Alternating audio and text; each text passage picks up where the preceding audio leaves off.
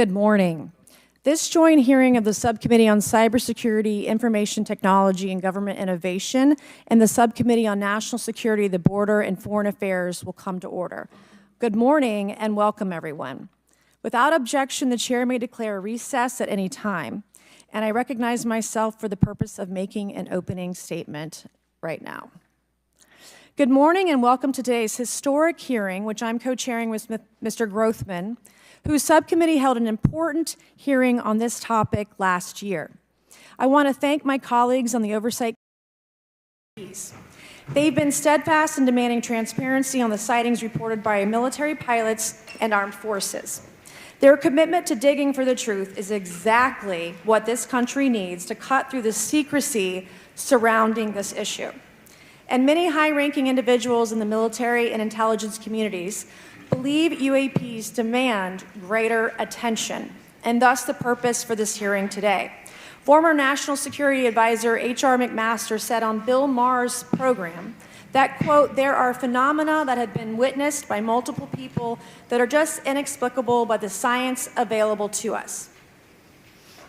Army Colonel Carl Nell, a member of the federal government UAP task force, said at a conference this past May that non-human intelligence exists, non-human intelligence has been interacting with humanity. This interaction is not new, and it's been ongoing, and there are unelected people in the government that are aware of that. But UAPs remain a controversial topic. I'm not going to name names, but there are certain individuals who didn't want this hearing to happen because they feared what might be disclosed. But we stood firm. No amount of outside pressure would ever keep me from pursuing a subject to ground come hell or high water. On that score, I want to thank our witnesses for being here. We have before us a panel of individuals accomplished in the military, in civilian government, in science, and in journalism. Some of the testimony you will hear them deliver today does not reflect well on influential individuals and agencies within the U.S. federal government and perhaps some of our contractors. It's never easy to present such information publicly. So I appreciate our witnesses voluntarily agreeing to being here today. This hearing is intended to help Congress and the American people to learn the extent of the programs and activities our government has engaged in with respect to UAPs and what knowledge it has yielded. This includes, of course, any knowledge of extraterrestrial life or technology of non-human origin. If government-funded research on UAPs has not yielded any useful knowledge, we also need to know those facts. Taxpayers deserve to know how much has it been invested, how much has been spent. They shouldn't be kept in the dark to spare the Pentagon a little bit of embarrassment. The reality is, despite their enormous taxpayer-funded budgets, the transparency of the Defense Department and the intelligence community have long been abysmal. The Pentagon has failed 6 consecutive audits. In fact, it's never actually passed one. Adding to this is a runaway overclassification of documents and materials, a reluctance to declassify materials when appropriate, and at times an outright refusal to share critical information with Congress. In short, it's not a track record that instills trust. So Congress has tried in recent years to lift the veil and find out if information about UAPs is being withheld, not only from the American public, but also from their elected representatives in Congress. Part of the transparency effort was legislation created in the Pentagon, the All-Domain Anomaly Resolution Office, or AARO, but the new office is struggling to get its footing. A recent statutorily required report from AARO intended to illuminate the government's historic assessment of UAPs, was heavily criticized by those seeking UAP transparency. The report has stoked suspicions AARO is unable, or perhaps unwilling, to bring forward the truth about the government's activities concerning UAPs. I'm disturbed that AARO itself lacks transparency. Even its budget is kept from the public.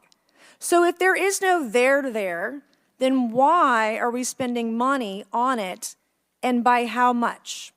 Why the secrecy if it's really no big deal and there's nothing there? Why hide it from the American people? Because I'm not a mathematician, but I can tell you that doesn't add up. I expect some of our witnesses to share their views on that AARO report. We will also hear from the witnesses today allegations of UAP-related misinformation and disinformation by government officials of which they are personally aware and directly experienced. And we will hear testimony today concerning recent revelations about a purportedly secret UAP program whose existence and findings may have been improperly withheld from Congress. But before we get to the witnesses, we're going to have a few more opening statements from our colleagues. And one thing I wanted to add at the end of my closing statement is there is a document that will be entered into the congressional record today. Mr. Tim Burchett from Tennessee has this document, and we just distributed it to every member up here on the dais of this document.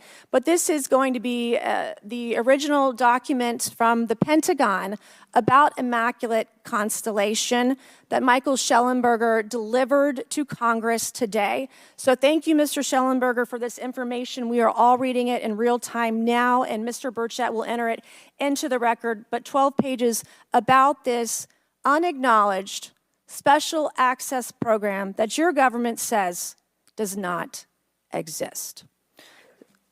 So with that, I would acknowledge my colleagues, Mr. Garcia. I want to say, first of all, to Mr. Connolly, who cannot be here today, the ranking member on my subcommittee on cybersecurity, I want to say that I was greatly saddened to hear about the recent news of Mr. Connolly's cancer diagnosis, and I want to convey to him and to all of our colleagues, we wish our very best to you and a full and speedy recovery. And with that, I would acknowledge Mr. Garcia for 5 minutes. Thank you. Thank you very much, Chairwoman. And I want to thank the Chairwoman and the Chairman both for their continued support and really treating this discussion and these hearings in a way that's bipartisan. I think one thing that's very important for all of us that are interested in the conversation around UAPs is that this is an area that both Republicans and Democrats, where we may disagree in a lot of other spaces, this is an area where bipartisanship is really important.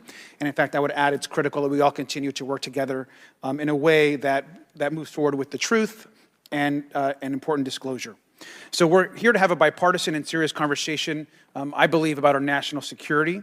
We should always ground these conversations in facts, evidence, and the data in front of us.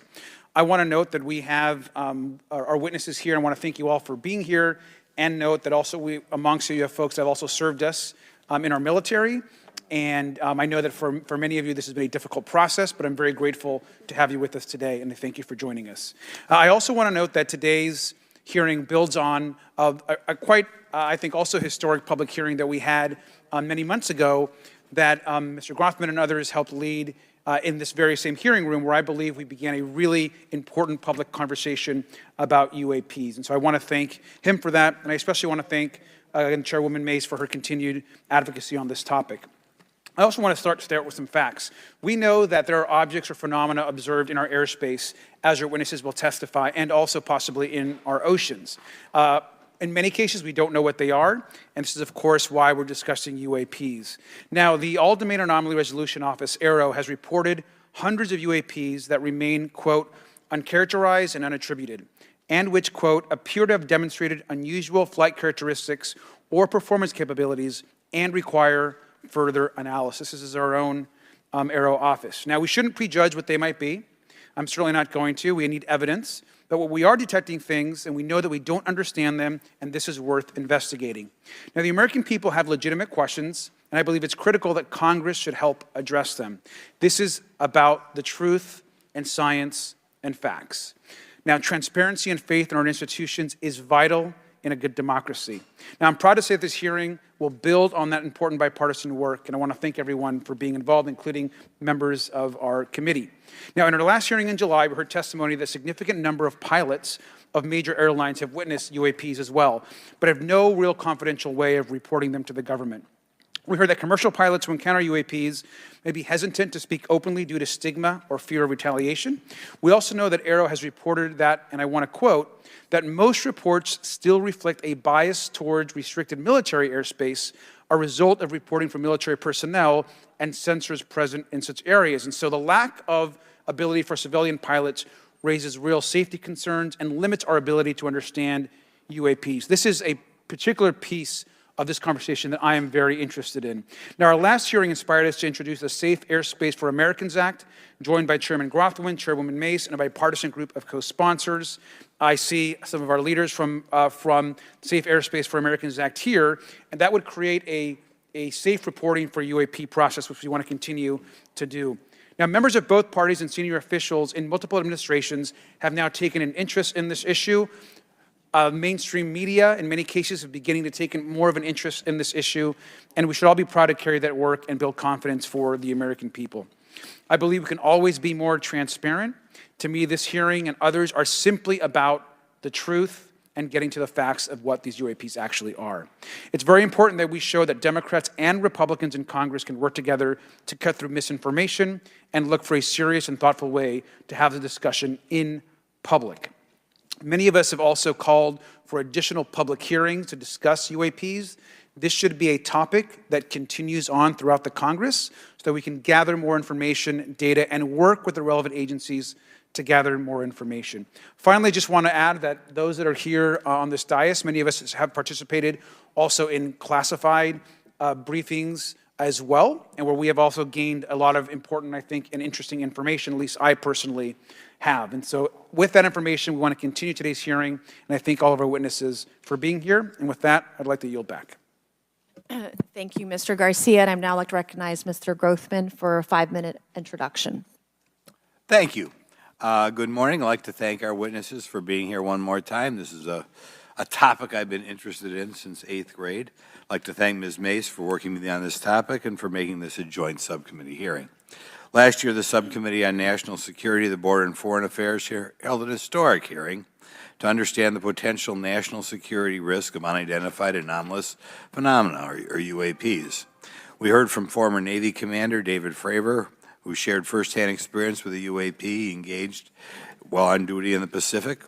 We learned from David Gresh, a former member of the intelligence community, who revealed the supposed existence of secret government programs hidden from congressional oversight. Additionally, former military pilot Ryan Graves informed us of the limited ways in which the military and commercial pilots can report UAP sightings. Since that last hearings, I've led several briefings with government agencies to deepen my understanding with these issues. First, the Department of Defense Inspector General's Office informed us that the Department of Defense does not have a streamlined process for service members to report UAP activity. Since then, the Joint Chiefs have implemented standards for UAP reporting across the services. The Intelligence Community Inspector General informed us that whistleblowers often fear retaliation for reporting mismanagement of highly sensitive government projects or information.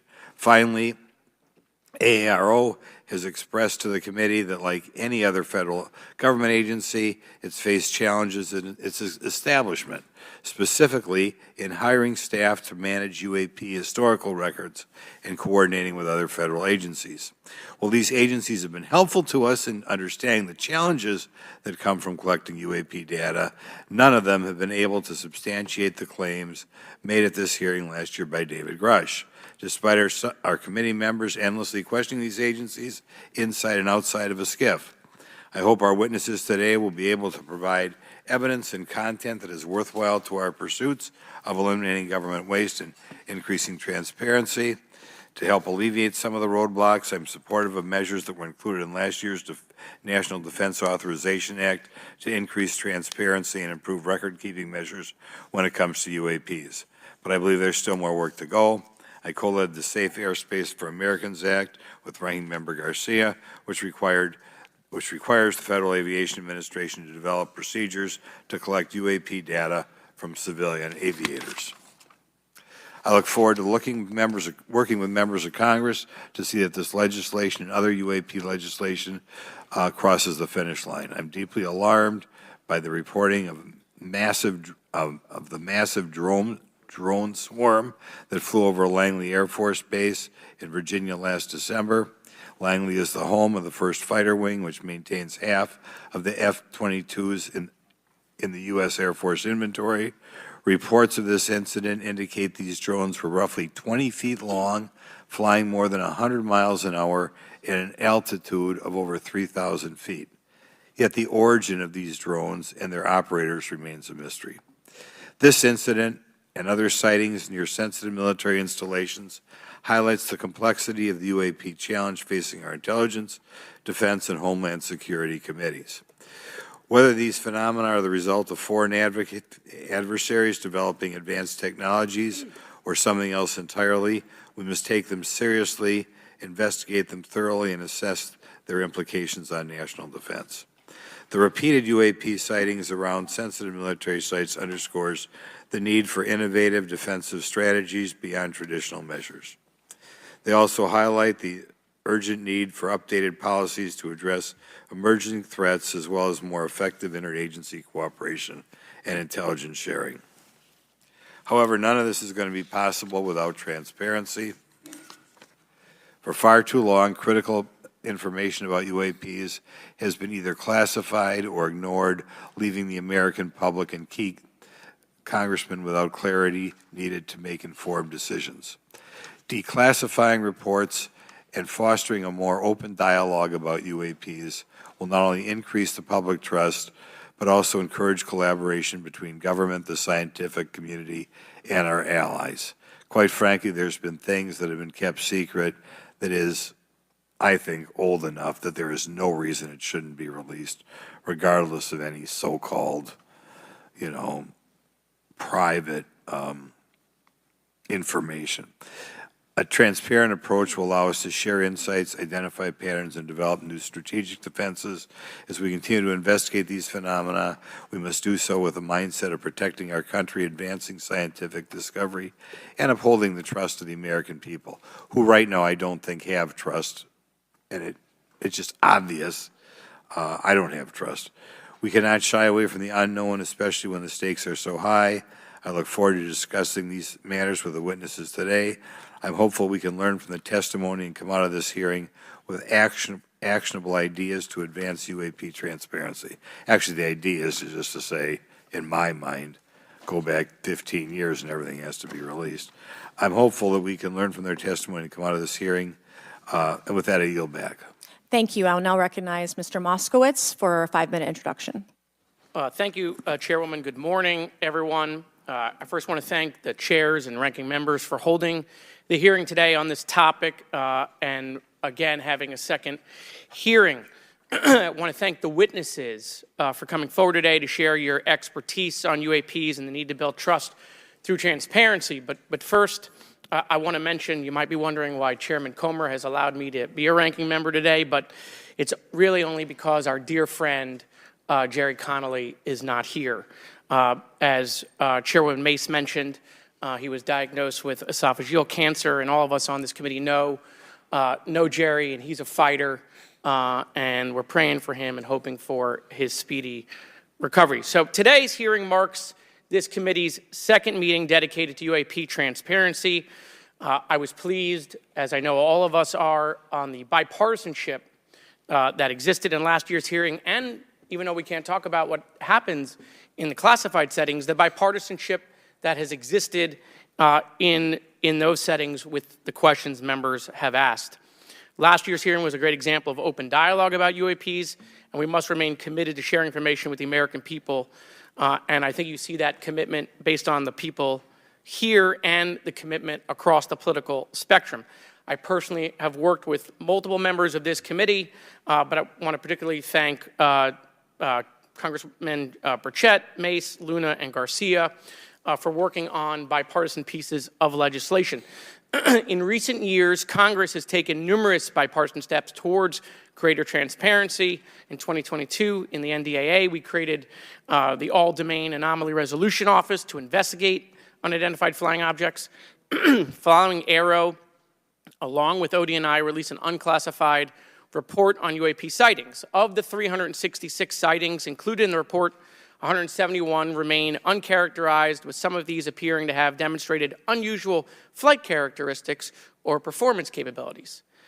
That's a nice way of saying we don't want to tell you what they are. In March, AARO revealed a report on the historical record of U.S. government involvement with UAPs, which covered investigatory efforts going back from 1945 to the present day. Earlier this year, I joined Congressman Burchett to introduce the UAP Transparency Act, which would require the declassification of all documents related to UAPs with many other members of this committee. In fiscal year 2024, the NDAA required the National Archives and Records Administration to establish the Unidentified Anonymous Phenomena Records Collection. This collection will include digital copies of all unidentified UAP records that can be publicly disclosed. This commitment in transparency is vitally important, and unnecessary overclassification has led to a void of information, which has allowed theories over the decades to foster. When the American people and members of Congress ask, are reports of UAPs credible, we're met with stonewalling. We're met with responses of, I can't tell you. And in fact, we're met with people not wanting us to have hearings. We're met with people not wanting us to ask you questions. In fact, many of us were told not to ask some of you certain questions on certain topics. In a time of heightened distrust of our government institutions, I believe more transparency is not only needed, but is possible. And obviously we can respect national security limits, but we also have to provide our constituents with the information and oversight that they have tasked us for.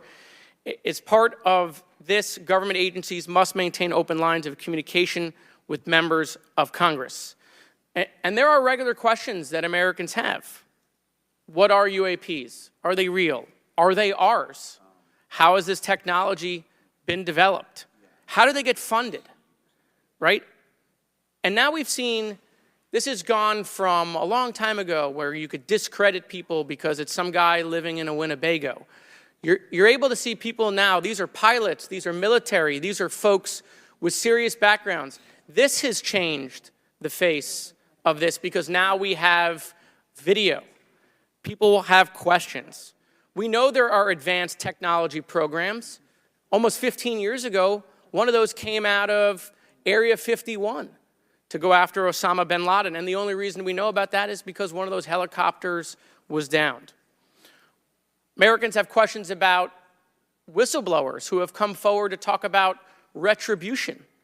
And so I want to thank everyone for being involved today on trying to get more transparency. This has been bipartisan, bicameral, and as we get into a new administration, the president-elect has talked about opportunities to declassify information on UAPs, and I hope he lives up to that promise. And with that, I yield back. Okay, thank you, Mr. Moskowitz. And I would now, committee staff asked me to go ahead and I will do it, to enter into the congressional record this 12-page document that Michael Schellenberger brought today that describes the Immaculate Constellation government program. So we will do that now. Every member up here has a copy of it.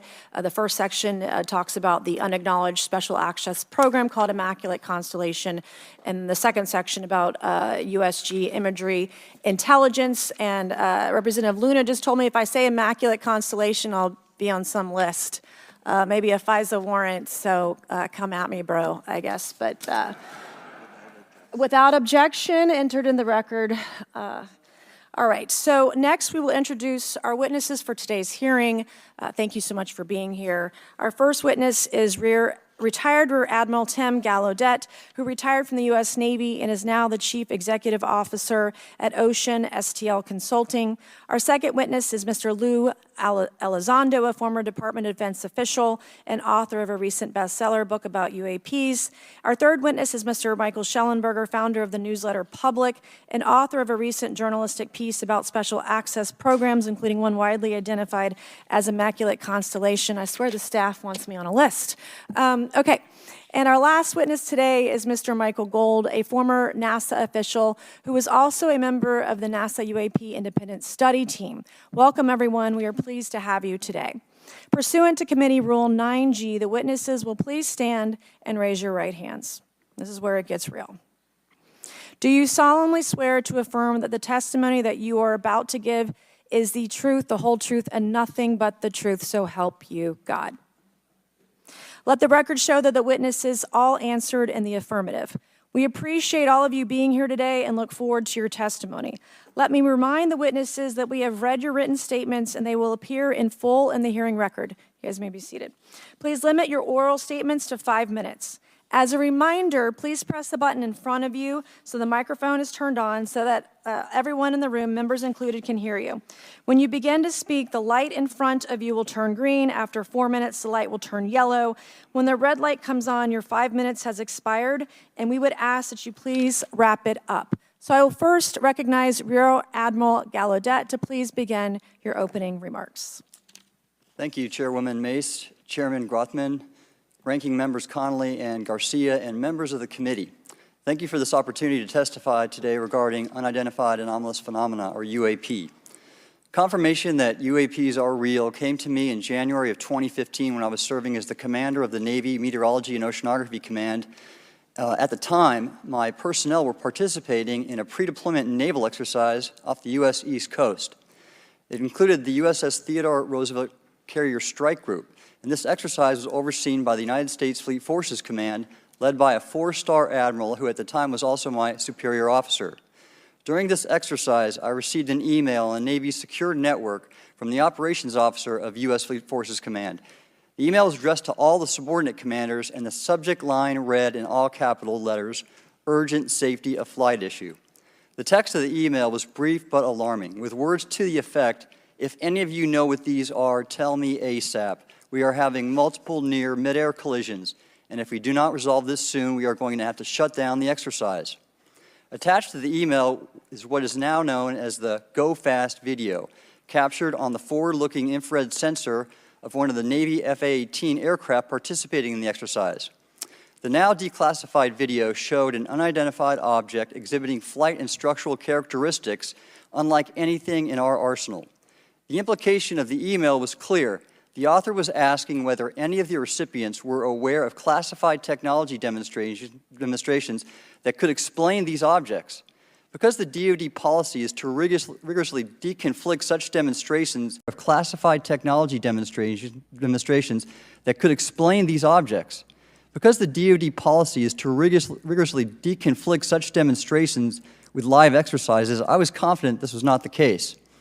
The very next day, that email disappeared from my account and those of the other recipients without explanation.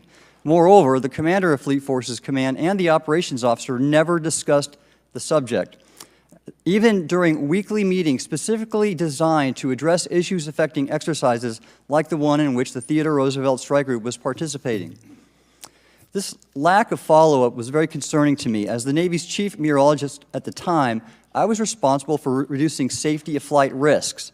Yet it appeared to me that no one at the flag officer level was addressing the safety risk posed by UAPs. Instead, pilots were left to mitigate these threats on their own without guidance or support. I concluded that the UAP information must have been classified within a special access program managed by an intelligence agency. That is a compartmented program that even senior officials, including myself, were not read into. Last year's UAP hearing before this Oversight Committee confirmed that UAP-related information is being withheld from senior officials and members of Congress. And just this week, I learned from former DoD official Chris Mellon that satellite imagery of UAP from a few years ago still has not been shared with Congress.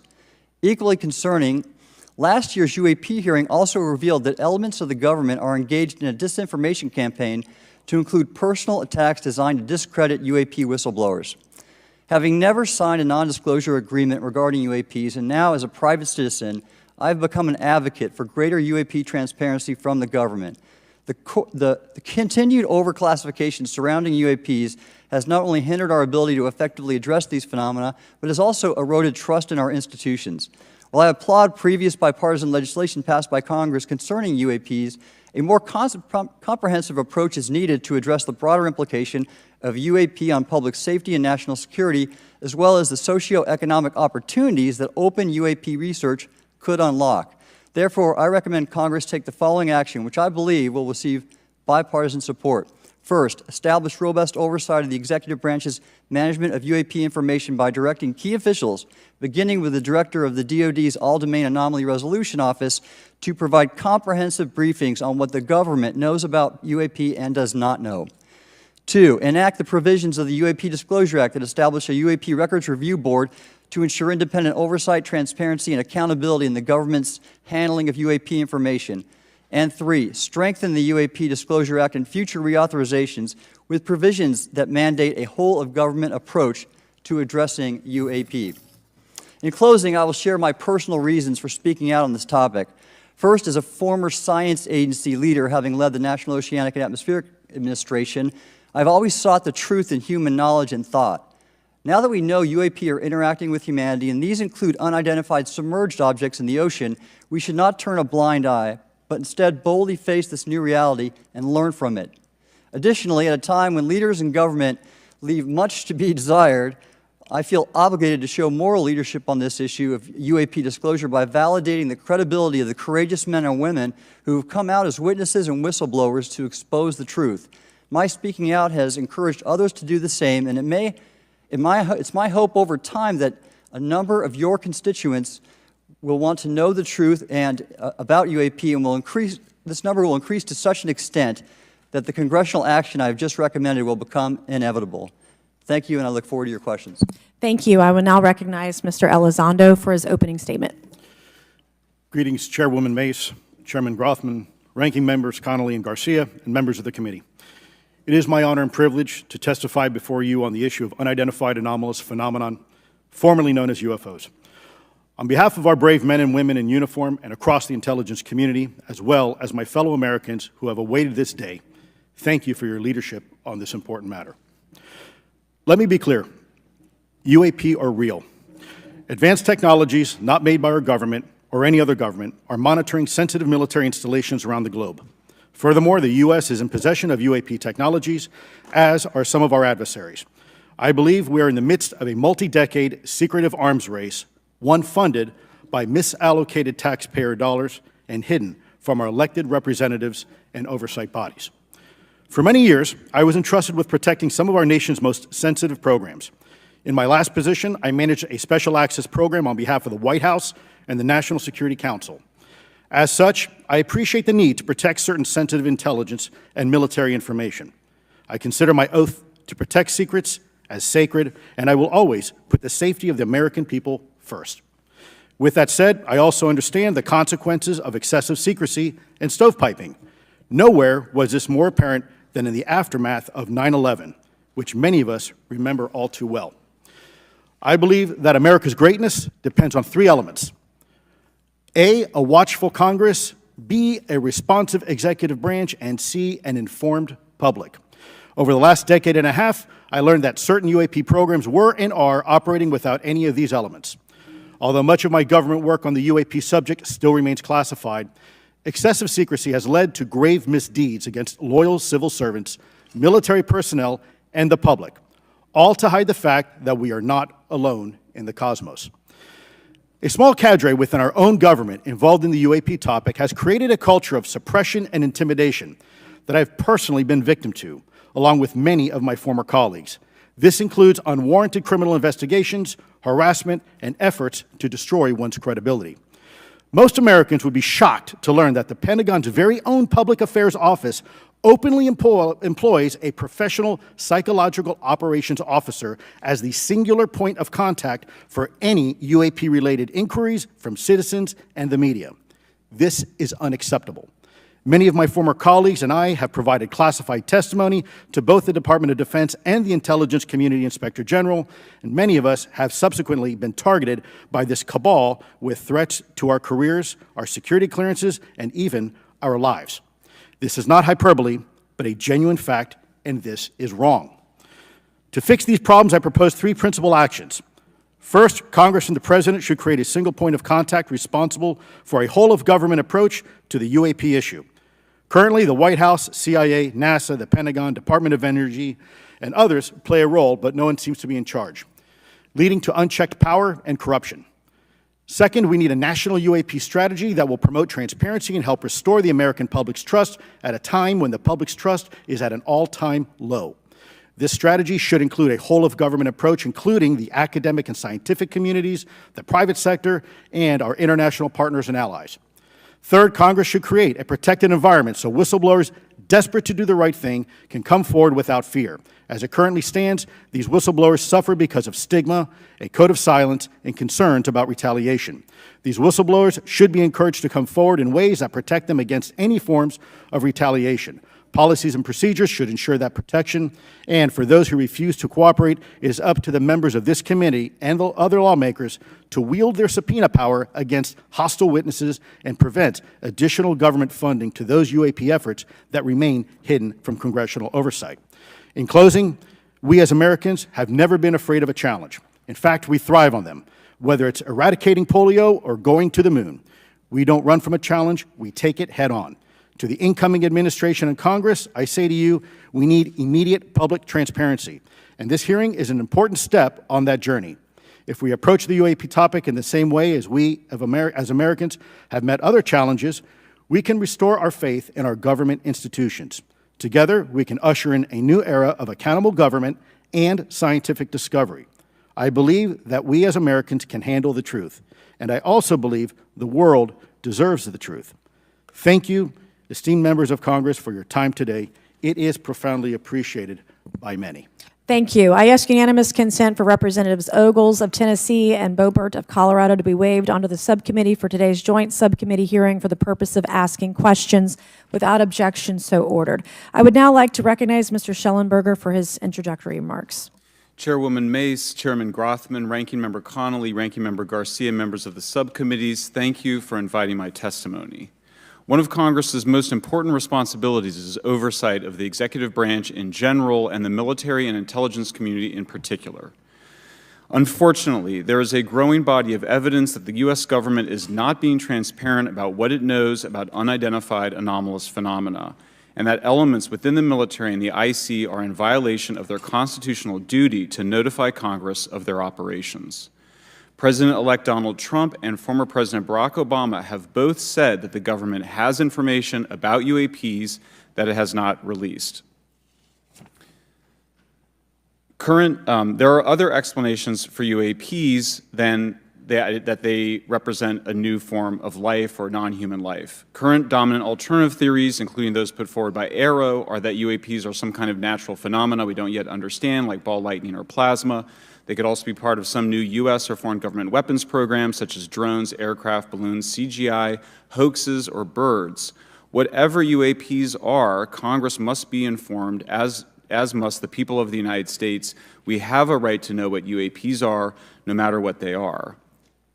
However, we now have existing and former U.S. government officials who have told Congress that AARO and the Pentagon have broken the law by not revealing a significant body of information about UAPs, including military intelligence databases that have evidence of their existence as physical craft. One of those individuals is a current or former U.S. government official acting as a UAP whistleblower. This person has written a report. This is the report that says the executive branch has been managing UAP, NHI issues without congressional knowledge, oversight, or authorization for some time, quite possibly decades. Furthermore, these individuals have revealed the name of an active and highly secretive DoD unacknowledged special access program, or USAP. The source of that document told me, that the USAP is a strategic intelligence program that is part of the U.S. military family of longstanding, highly sensitive programs dealing with various aspects of the UAP problem. The new UAP whistleblower claims that the U.S. military and IC database includes videos and images taken using infrared, forward-looking infrared, full-motion video, and still photography. The report that was just shared with Congress says Immaculate Constellation serves as a central or parent USAP that consolidates observations of UAPs by both tasked and untasked collection platforms. Immaculate Constellation includes high-quality imagery intelligence and measurement and signature intelligence of UAPs, the whistleblower's report adds. The sources of this intelligence are a blend of directed and incidental collection capabilities, positioned in low Earth orbit, the upper atmosphere, as well as military and civilian aviation altitudes and maritime environments. The report to Congress details in detail various UAPs, including spheres, orbs, disks, saucers, ovals, triangles, boomerang, arrowhead, and irregular organic. The report describes various incidents found in the human intelligence databases. One involved orbs surrounding and forcing an F-22 out of its patrol area. In another incident, the crew of a Navy aircraft carrier watched a small orange-red sphere rapidly descend from a high altitude of 100 to 200 yards directly above the flight deck of the CVN, or aircraft carrier. And since my reporting on this immaculate constellation last month, another source came forward who told me that they saw a roughly 13-minute-long, high-definition, full-color video of a white orb UAP coming out of the ocean approximately 20 miles off the coast of Kuwait. It was filmed from a helicopter. Then halfway through the video, the person said the orb is joined by another orb that briefly comes into the frame from the left before rapidly moving again out of the frame. The person discovered the video on SIPR, the Secure Internet Protocol Router Network, which the DoD uses to transmit classified information. A leading UAP researcher who utilizes the Freedom of Information Act to find out what the government knows, John Greenwald, told me last year that the U.S. government had been increasingly denying his requests for UAP information. He has been doing FOIA requests for 27 years and has an archive of 3 million pages. The government has for decades denied any interest in UFOs, he told me, but the documents that he has assembled show that behind the scenes it was a completely different story. Contrary to the hopes of many advocates of transparency, the government has been restricting more information since the leak of 3 UAP videos in 2017. The DoD organization AARO has been labeling many documents with a B7 exemption, which Greenwald says does not make any sense. They're stating that anything AARO does is involved in law enforcement investigation, which allows AARO to not release it. Greenwald says that the DoD has denied the existence of a UAP and ATIP-related records on multiple occasions, only to acknowledge them after an appeal was filed. He added that the Naval Air Systems Command in March 2022 stated they found no additional UAP videos. It seemed strange that they had 3, and only those 3, but other requests had been filed by the Black Vault, that's John Greenwald's group, to seek out more places UAPs might be hiding. Then, in September 2022, the Navy admitted that the UAP-related videos and photographs existed, but denied the request in full for their release, saying that the requested videos contain sensitive information that are classified and exempt from disclosure. The DoD will deny things on a Monday and then admit to it on a Friday, said Greenwald. He said the government can and does release videos that protect secret methods of capturing it. They fall back on the sensitive platform excuse a lot, he said. However, the on-screen information can be blurred and scrubbed. The metadata can be removed. I'll show you this example here. This is a presentation from the UATP task force. This is completely absurd. It's nuts, this level of censorship, of redaction on a document. It shows the redaction of how many reports they've collected, for how many years. 2 of the 3 potential explanations are blacked out.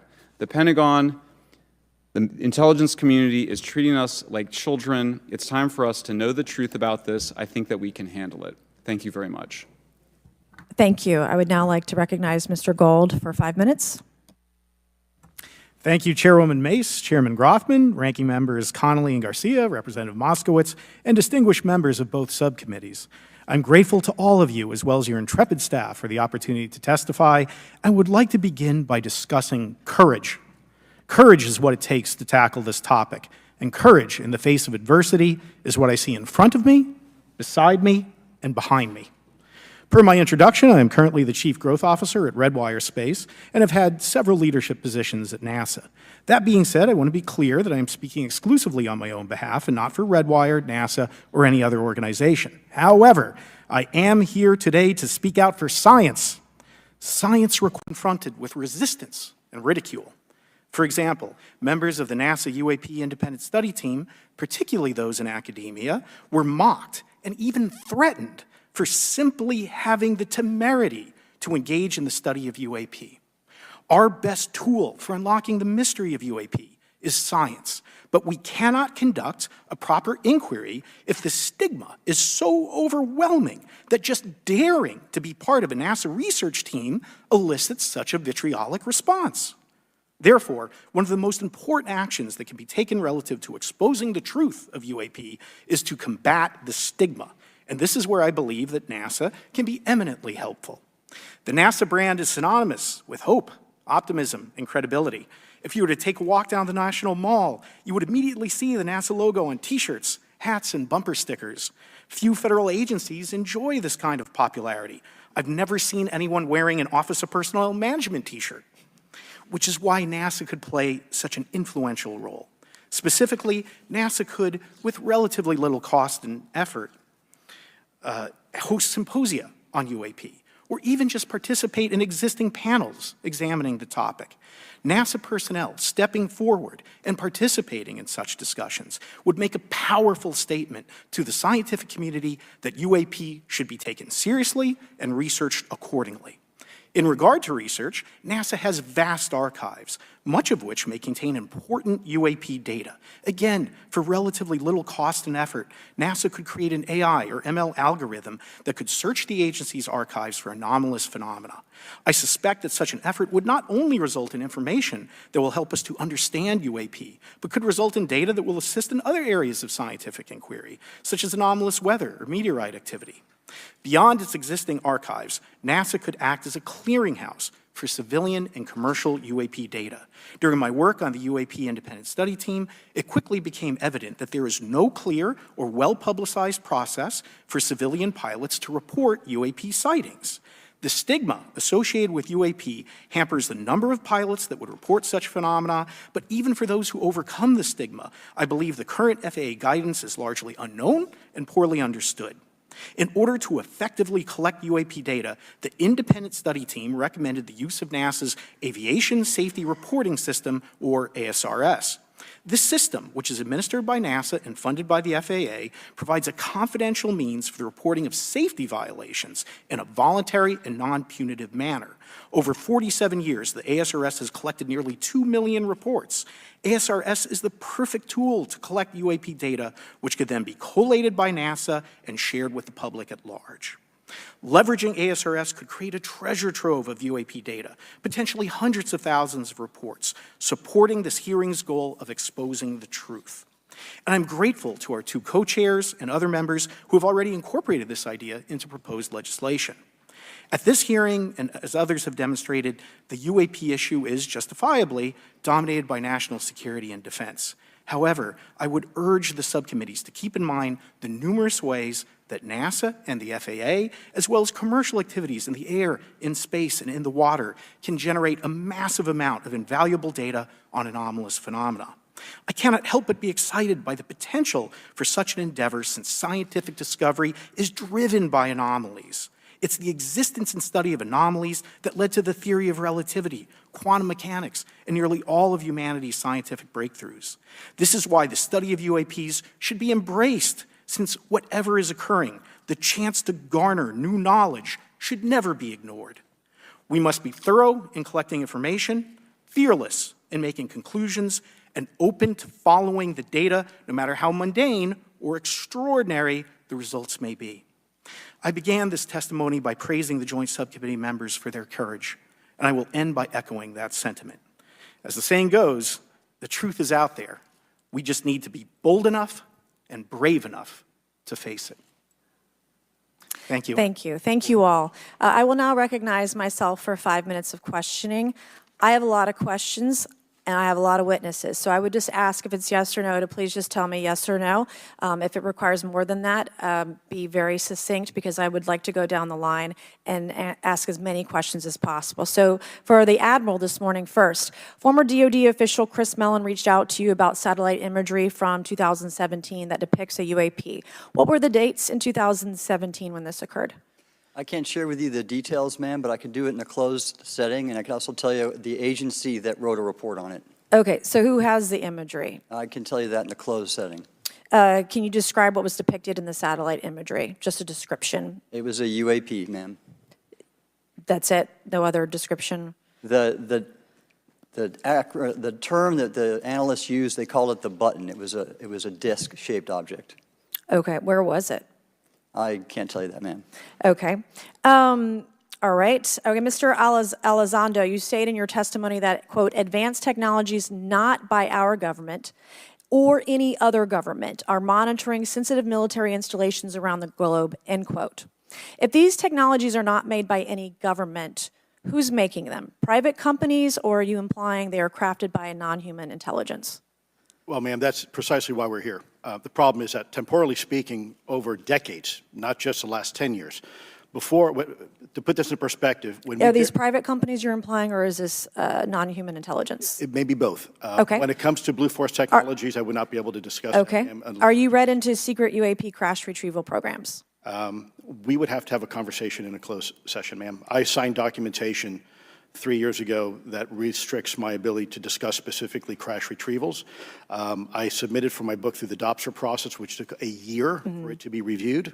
And what is in the book is what I was told I'm allowed to talk about. Has the government conducted secret UAP crash retrieval programs, yes or no? Yes, Okay, were they designed to identify and reverse engineer alien craft, yes or no? yes. Does the U.S. government have any reverse, okay, we already answered that question about retrieval programs. Do any U.S. contractors have the same?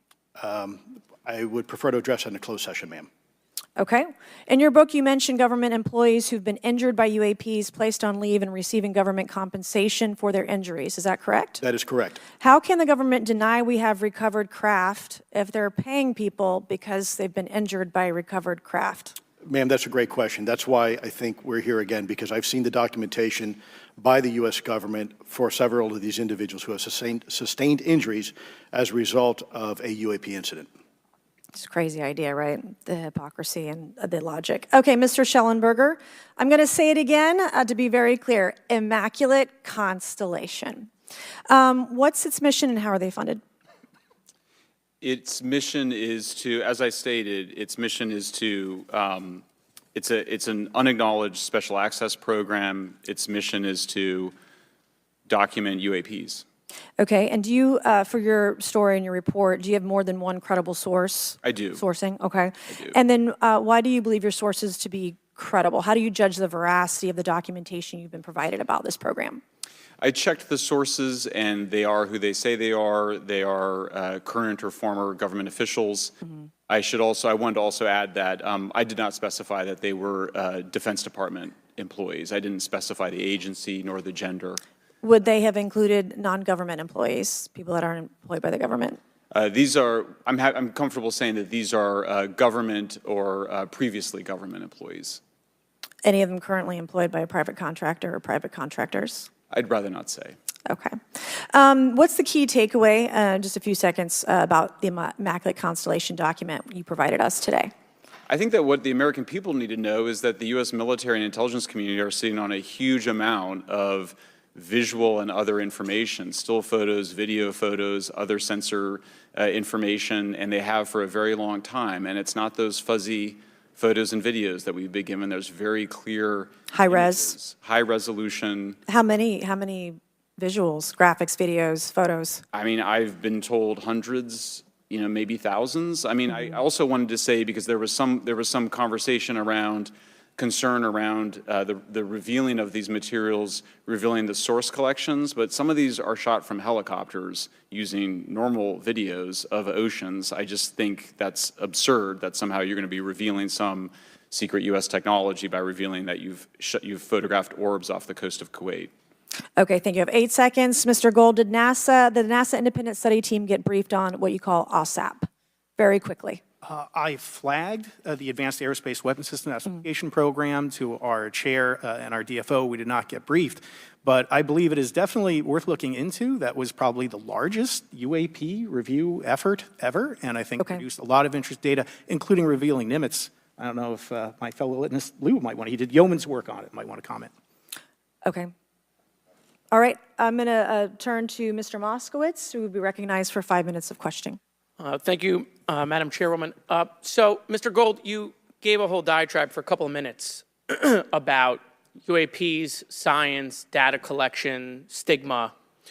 A lot of non-believers in all of this would just ask a very simple question. Why? Why is it so hard?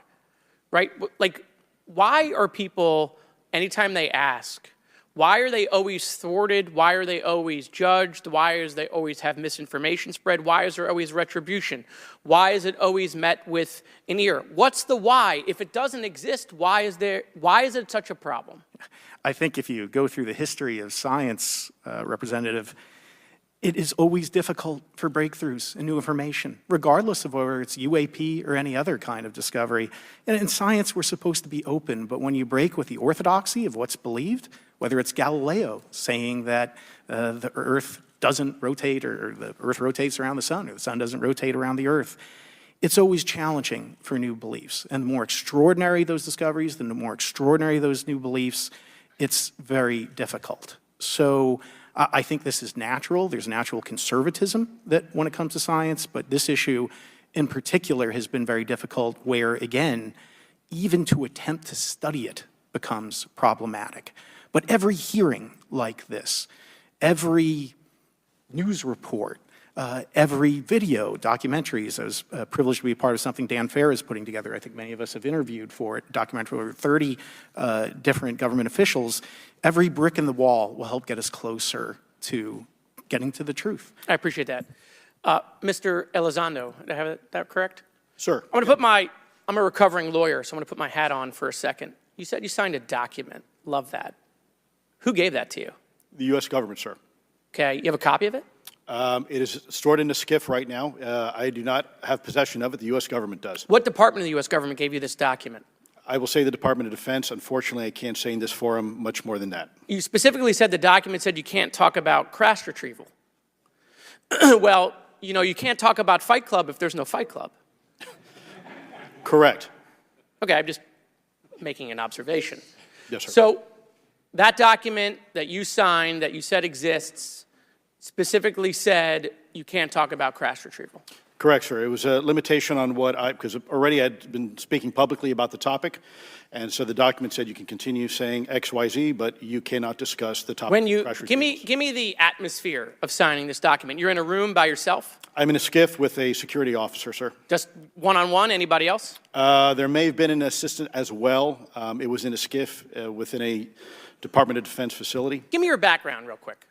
My background is I went to school to study microbiology and immunology, entered into the U.S. Army, and after a very short stint in military intelligence, I became a counterintelligence special agent. As a civilian, later on I became a special agent in charge, running investigations in counterterrorism and counterespionage primarily, with some experience in counterinsurgency and counternarcotics.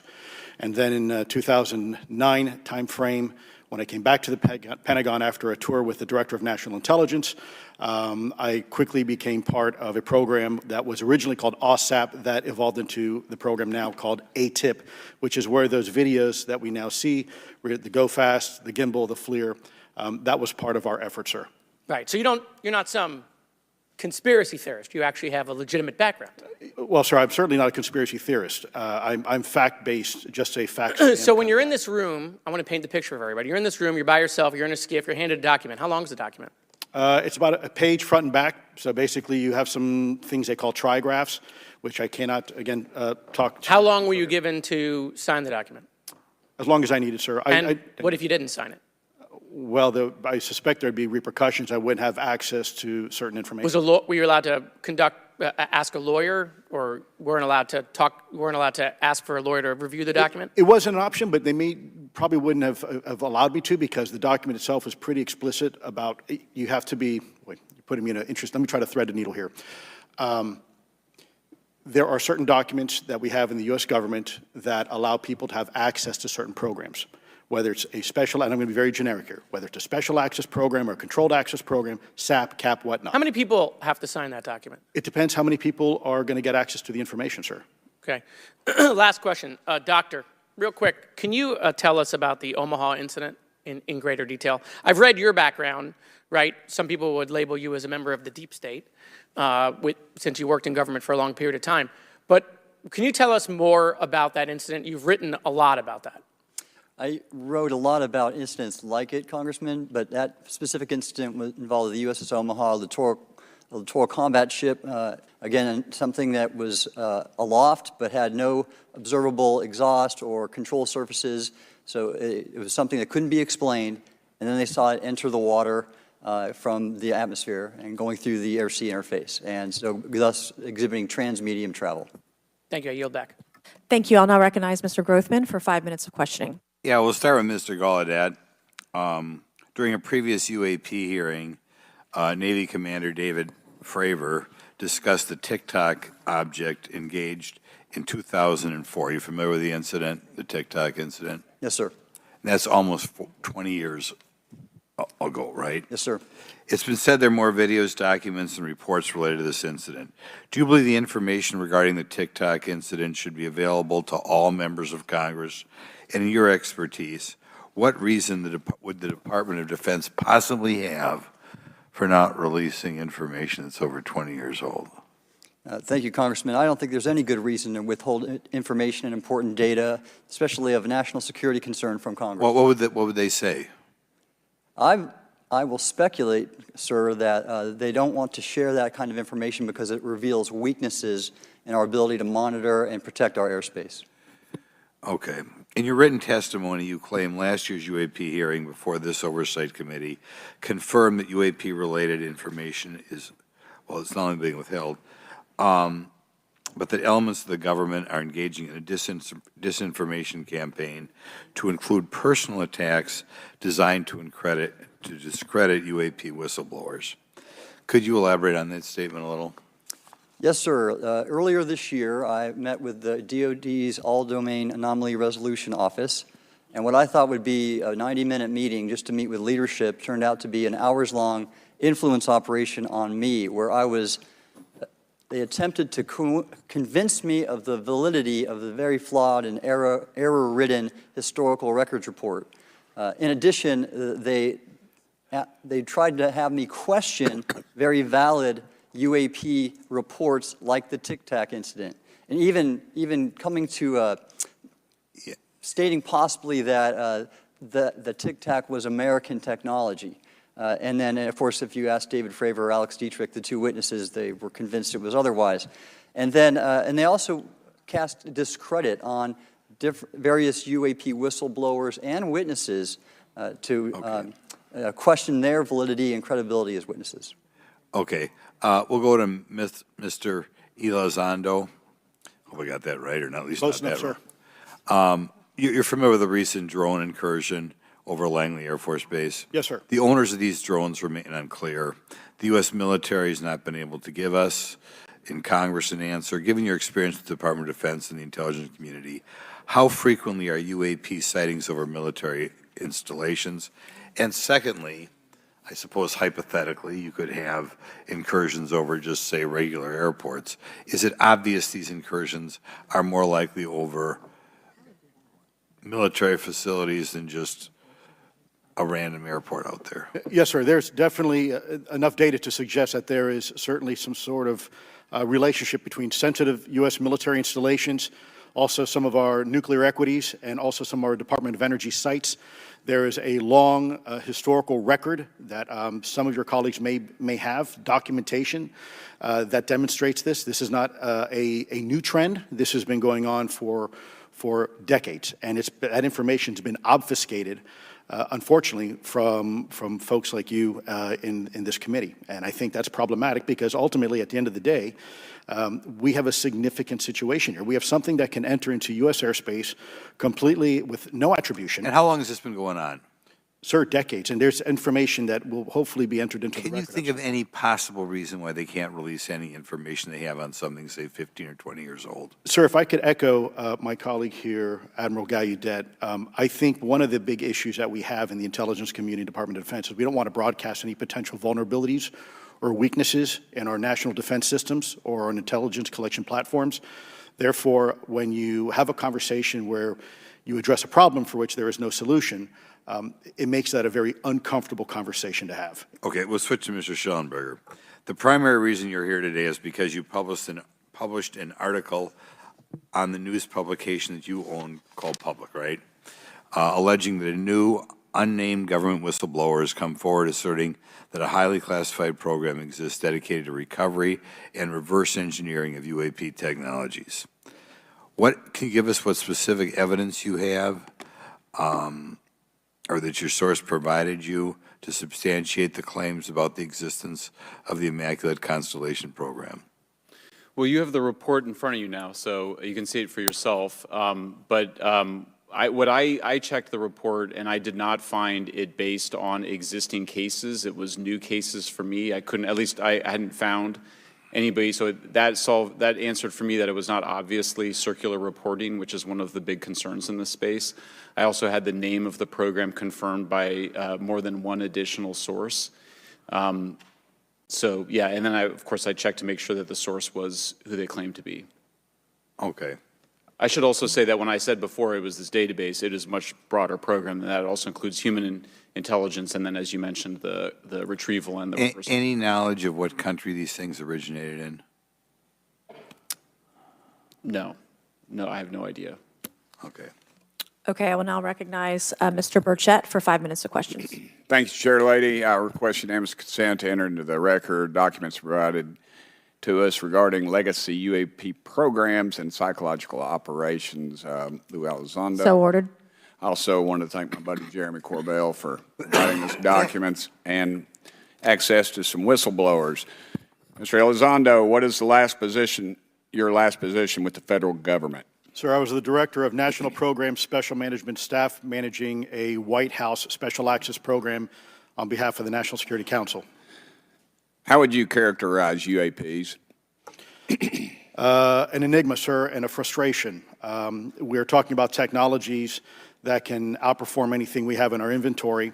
And if this was an adversarial technology, this would be an intelligence failure eclipsing that of 9/11 by an order of magnitude. Are there classified Department of Defense materials related to UAPs that you believe could be safely disclosed to the public without compromising national security? Yes, sir, I do. I would never, ever try to endorse providing some sort of information that could compromise what we call a Blue Force technology or capability. But I do believe there's a lot of information regarding this topic, and I've been very vocal about it, that should be shared not only with the public, but most importantly, with members of Congress. Are you familiar with my friend David Grush? Absolutely, sir. I had the privilege and honor of working with him myself several years ago at U.S. Space Force. Last year, as you know, he testified that the U.S. has run a multi-decade UAP crash retrieval and reverse engineering program. Would you agree with that? Yes, sir. Are there UAP programs operating without proper congressional oversight? 100%. What are they? Unfortunately, sir, I would have to have that conversation in a closed session. I know you said that, and a lot of people are frustrated with those kind of answers, but we're asking those kind of questions so you all know what the heck we're up against. You also mentioned in your opening statement that the Pentagon's Public Affairs Office employs a psychological operations officer as the singular point of contact for UAP-related inquiries. Why the heck would they do that? Sir, that's a great question. I would ask the Pentagon. There's a long history here of that individual providing misleading and false information to the public through various news outlets and media outlets in order to discredit this topic. I've personally been victim to it. We have the documentation to substantiate where this information has been absolutely inaccurate, that has been provided time and time again, and it turns out that that individual was also working with former leadership of Arrow at the time as well. And we punish them by giving them multi-million dollars more than they ask for every year. Admiral Gallaudet, you mentioned in your opening statement on an email you received from the operations officer of the Fleet Forces Command regarding unknown objects almost colliding with U.S. military planes. Did anyone respond with knowledge of what the objects were? I received no response, sir. Did the exercise get canceled? The exercise did not get canceled. Why do you think the commander of Fleet Forces operations officer never discussed the incident again? Sir, I'm speculating because I didn't have an exchange with him, but I believed it to be part of a special access program, the information and the video, which we have known now it was, and he realized he couldn't share that openly with the recipients of the email, and therefore the email was pulled from everybody's account. Again, tell us what happened to the email from the commander of Fleet Forces. The day after I received it, and all the other recipients received it, which were all the subordinate commanders of U.S. Fleet Forces, so 1- and 2-star admirals, including strike group commanders, the email was wiped or deleted from our accounts, Okay. and then no one talked about it. All right. Have you specifically had any experience with submersible objects? Sir, I've no personal experience, but I've had witnesses on submarines come to me and say they've seen on sonar data. Correct. Okay. Yeah, how would USOs. how would you characterize those, and how do they move? The one instance that was revealed to me was in the 80s on a nuclear-powered submarine, a ballistic missile submarine, that the object exhibited the characteristics of a Russian torpedo in terms of its speed of movement and closing rate with the submarine, and then it slowed and followed the submarine slowly in its wake for a period of minutes and then rapidly exited the scene. And nothing that we know of and technology-wise could replicate that. And the speed of these objects was faster than anything that we have or anybody else has that would be manned. Is that correct? It was on the order Underwater. of a torpedo. So Yes, sir. Yes, sir, but as it exited, Well, I don't Characterize- exactly know how fast a torpedo is, but I expect it does better than my old outboard Scott Atwater, so I'll take that as a yes. Yes, sir. Okay. Have you experienced any experience with the All-Domain Anomaly Resolution Office, ARROW? Yes, Congressman, as I mentioned previously, I have met with them. Okay. You heard Mr. Elizondo describe psychological operations for those contacting the Department of Defense about UAPs. You mentioned a similar influence operation by ARROW. Why are federal agencies invested in running information operations about UAPs if they do not exist? Yes, sir.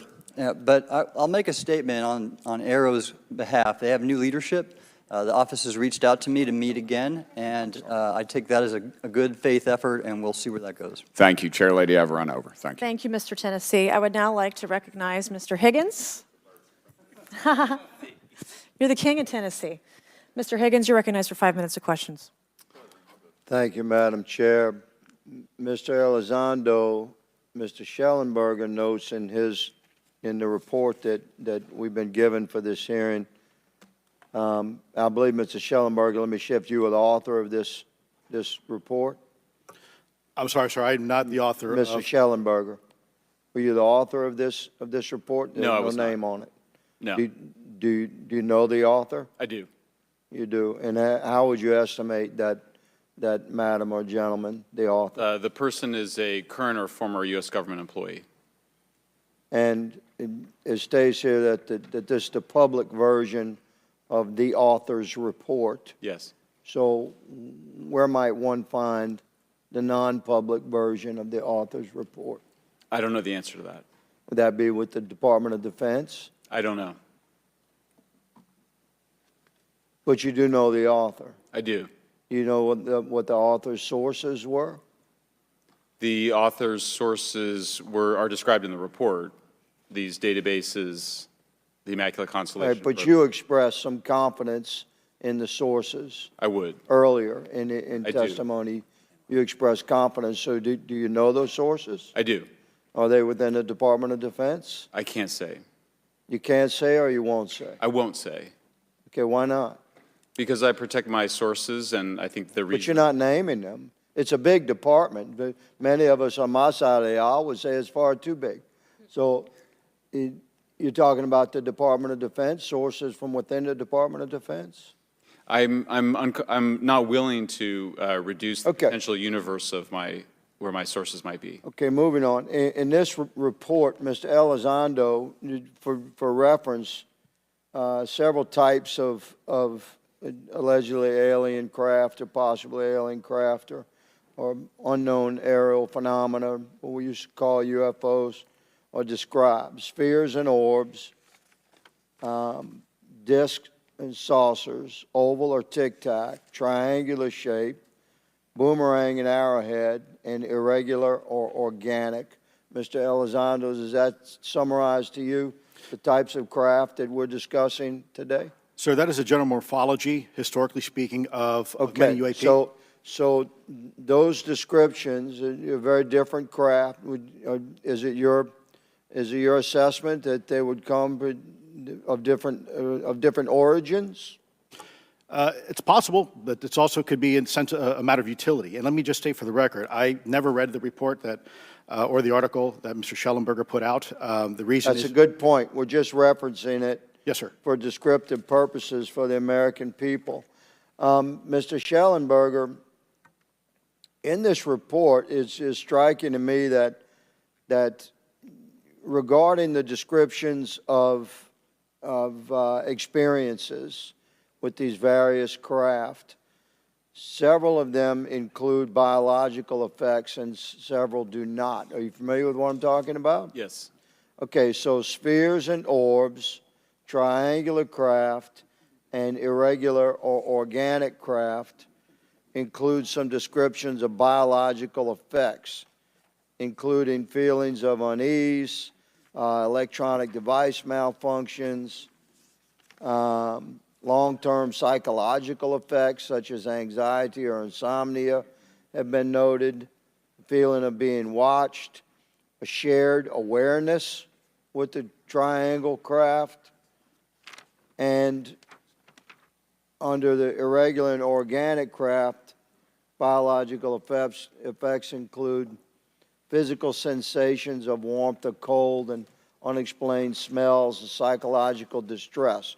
So these are very specific descriptions of the reactions of human beings, which allegedly have been noted from a study here, a report. All of those experiences would have been described by the sources that the author used. I'm not sure I understand your question. This is a very broad description of biological effects, and it's striking to me that they are present with relation to some types of craft, but Right. absent in others. This would require a great deal of research and study. Can you explain that?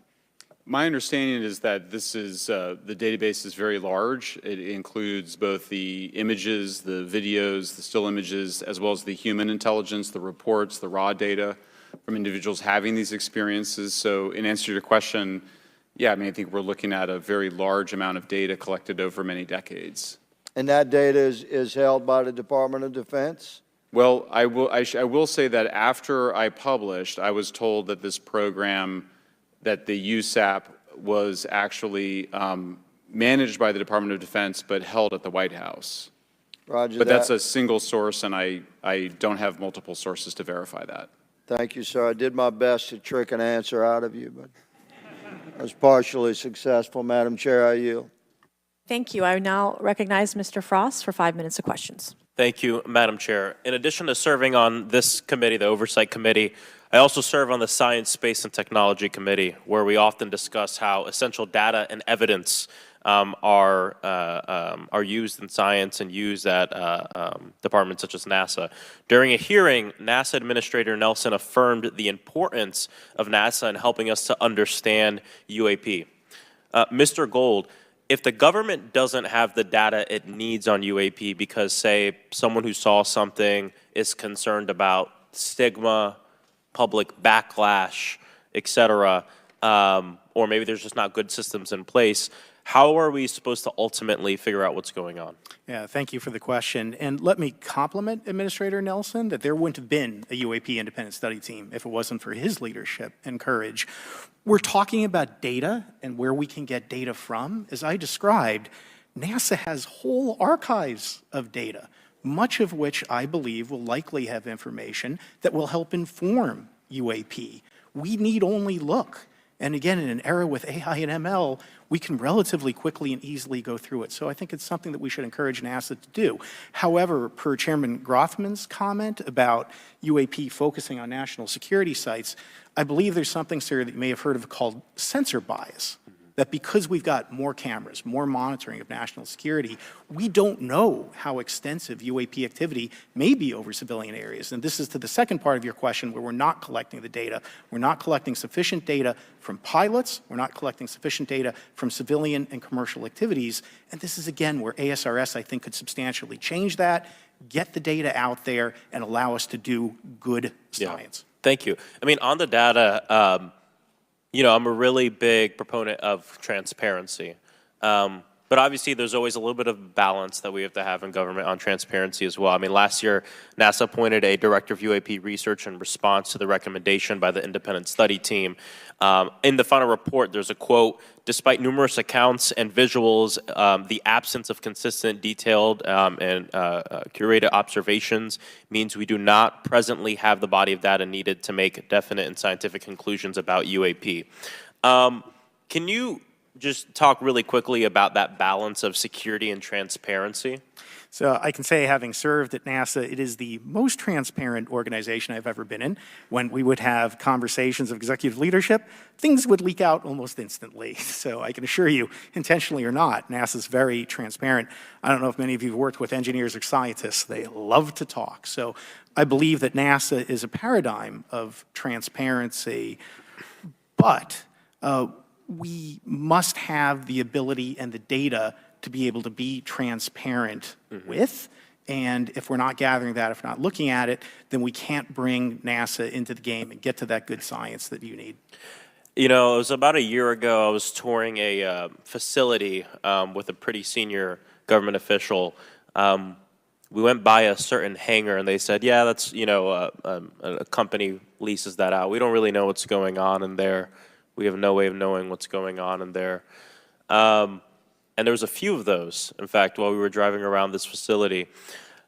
To what extent do you think that some of the UAP out there comes from off the books or unauthorized experimental aircraft? I mean, I think probably the vast majority of UAP are drones, experimental aircraft, weather conditions, which is, again, why I say if we review the data, I think we're going to discover a lot about things we weren't even thinking about. But there is a percentage that isn't. And looking into those anomalies is how discoveries will be made. And relative to science, Congressman, if I can say, when NASA studies black holes, when NASA studies galaxies, we have instruments that are tailored to do so. With UAP, we're using cockpit gun cameras or cell phones. We could never do good science with that. And let me tell you, the NASA budget is under pressure. We need to make sure that the Artemis program is funded fully. We need to beat China to the moon and maintain our presence in low Earth orbit. So NASA would need more money to do this, but I think tailored instruments that would look at UAP in the same way that we have tailored instruments to look at astronomical data is important to gathering valuable and uniform information. If we were studying black holes by using fighter cockpit cameras, we probably wouldn't know that much about black holes. 100%. Well, I think it's important that federal leaders take the necessary steps to ensure that UAP does not pose threats to the American public as well, and that we have the necessary budgets to collect this data so we can actually see what's going on. And I'm fully supportive of funding the Artemis mission. I think it's very important. Also, a personal note, the pilot is a frat brother of mine. He is a member of the Phi Beta Sigma Fraternity Incorporated, and so I would love to see my fraternity make it to the moon. But Redwire is building the cameras for Artemis, so we will take some pictures of your frat brother and get them. There we go. Thank you so much. I yield back. Thank you. I will now recognize Ms. Luna for 5 minutes of questioning. Mr. Elizondo, to your knowledge, can you name the country and around time frame that the first back-engineered UAP program started? Ma'am, unfortunately, I would not be able to have that conversation in public. Can anyone on the panel name that? None of you? Okay. This next question is for Mr. Gallaudet. To your knowledge, have any USOs ever outpaced our submarines? Yes, ma'am. At what magnitude? I don't have the exact speed, but again, a witness came to me, a credible former submarine officer who observed it on sonar data. And this was in the 80s in the North Atlantic during a storm, and it outpaced his submarine by orders of magnitude. Are you aware of any hotspots that currently exist off our shores in North America? Not with sufficiently credible data, ma'am. Okay, we've heard reports of there potentially being hotspots, maybe entry and exit points. Have you heard of any of that? I have not, ma'am, but my colleague here, Mr. Elizondo, does discuss some USO activity that he's observed in certain DoD databases. Mr. Elizondo, in regards to these aircraft being piloted by whatever they might be, non-human biologics, would you agree that it's likely that they are being piloted by some mind-body connection? Ma'am, I think it is safe to presume here that they are being intelligently controlled because some cases seem to anticipate our maneuvers, and in other cases they seem to, I came across an email where the word stalked was used in a very secure email between Navy officers discussing their ships' being pursued by a UAP. In our previous panel, we had Grush, and he had testified to say that some of these were interdimensional beings. Can you speak on that at all? Ma'am, I'm not qualified, certainly as a scientist or otherwise, to speculate points of origin. I looked at everything from a scientific perspective. So if you look at, for example, instantaneous acceleration, which was one of the observables of the program that I belong to, ATIP, the human body can withstand about 9 G-forces for a short period of time before you suffer negative biological consequences, blackouts and ultimately redouts and even death. Comparison, our best technology, the F-16, which is it's an older platform, but one of our most highly maneuverable aircraft, manned aircraft, made by General Dynamics, can perform about 17 or 18 G-forces before you start having structural failure, meaning that the airframe begins to disintegrate while you're flying. The vehicles we're talking about are performing in excess of 1,000, 2,000, 3,000 Gs. So are you, I guess, would it be safe to infer that they're living craft? You know, I'm not prepared at this point to state for the record is something alive or not, because even that definition is hard. There was a time in science we thought that life required oxygen, and we now know that's not true. There are anaerobic bacteria that thrive in oxygen environments that lack oxygen. And so also the same with photosynthesis. When I was in college, I was told everything is derived from photosynthesis as a form of energy. In reality, that's not true. There are things that live off of chemosynthesis. So we're constantly having to reevaluate our understanding of what the definition of life is. Do any of you ever come across reports from people that claim to have firsthand experiences with these entities, whatever they might be, or these aircraft, and then as a result, whether or not they're religious, find that these things will automatically disappear? Anyone, and this is open to any of you on the panel. So just real quick, because I'm running out of time. Lou? Ma'am, I've always been a nuts and bolts kind of guy. When I was at ATIP, I was focusing more on the performance characteristics and less on the potential occupants. Okay, the reason I ask is because it seems like, just based on our conversations, that we've had people that say that there are good and bad of whatever these things are. And so my concern from a national security perspective is A, that true? B, are you guys hearing the reports of that? And C, I think moving forward in regard to technology, Mr. Gold, if you can answer this real quickly, some of these aircraft, it seems that they are operating off of energy that we don't currently have. But just yes or no, in your opinion, if we were able to obtain that, would that impact humanity for the better or negative? Would certainly save us some money on funding on Artemis. Definitely. And this is a national security issue, that if there is such technology out there, we're not the only country that might have access to it. We don't want to be on the wrong end of technological surprise. Okay. Thank you guys for your time. All right, thank you. I will now recognize Mr. Garcia for 5 minutes. Thank you, and I apologize for stepping out. My governor is here upstairs, so I'm trying to get in between meetings, so apologize for that. I want to just start by just asking everyone on the panel or witnesses, and I had a chance to read all the testimony before, but just to set the agenda, just if we can go down real briefly, do you believe, just for the record, that the federal government, any part of the federal government, is knowingly concealing evidence about UAPs from the public? Yes, sir. 100%. Yes. Yes. Thank you. I also want to just go down the line. I know many of you have already said this, but I just, for the record again, just briefly, what do you believe UAPs could be or are? Strong evidence that they are non-human, higher intelligence. I echo my colleague's comment, sir. Genuinely do not know. Don't know, but we must find out. Okay, thank you. I appreciate those answers, gentlemen. I think this is obviously another remarkable hearing with just really important information, so I thank all of you for answering the questions.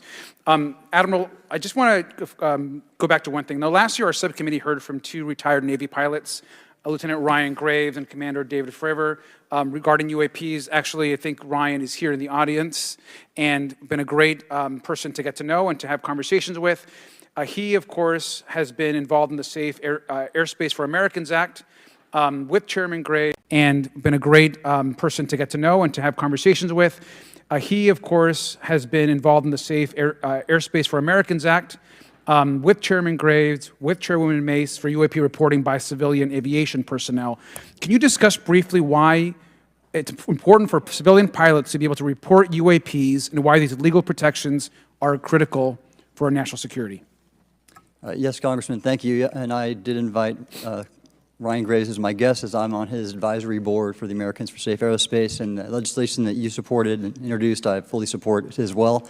And I think it's important that more civilian pilots, commercial pilots, report so we can better understand and learn and do research on UAP, as well as remove the stigma so more citizens report on what they observe. And also, it'll only contribute to aviation safety when we have a better understanding of where these UAP are, how they operate, and at what frequency and what capability level. So it's important for aviation safety, and it'll be important for moving science and research forward. Thank you, sir. And I just want to reiterate to my colleagues, I mean, this is a very bipartisan piece of legislation, and we just got to continue to get this through the Congress, and it's incredibly important that civilian pilots have the opportunity to safely report the UAPs that they are seeing or encountering in the air. And I can't express how critical this piece of what I believe is a larger collection of evidence and facts actually happened.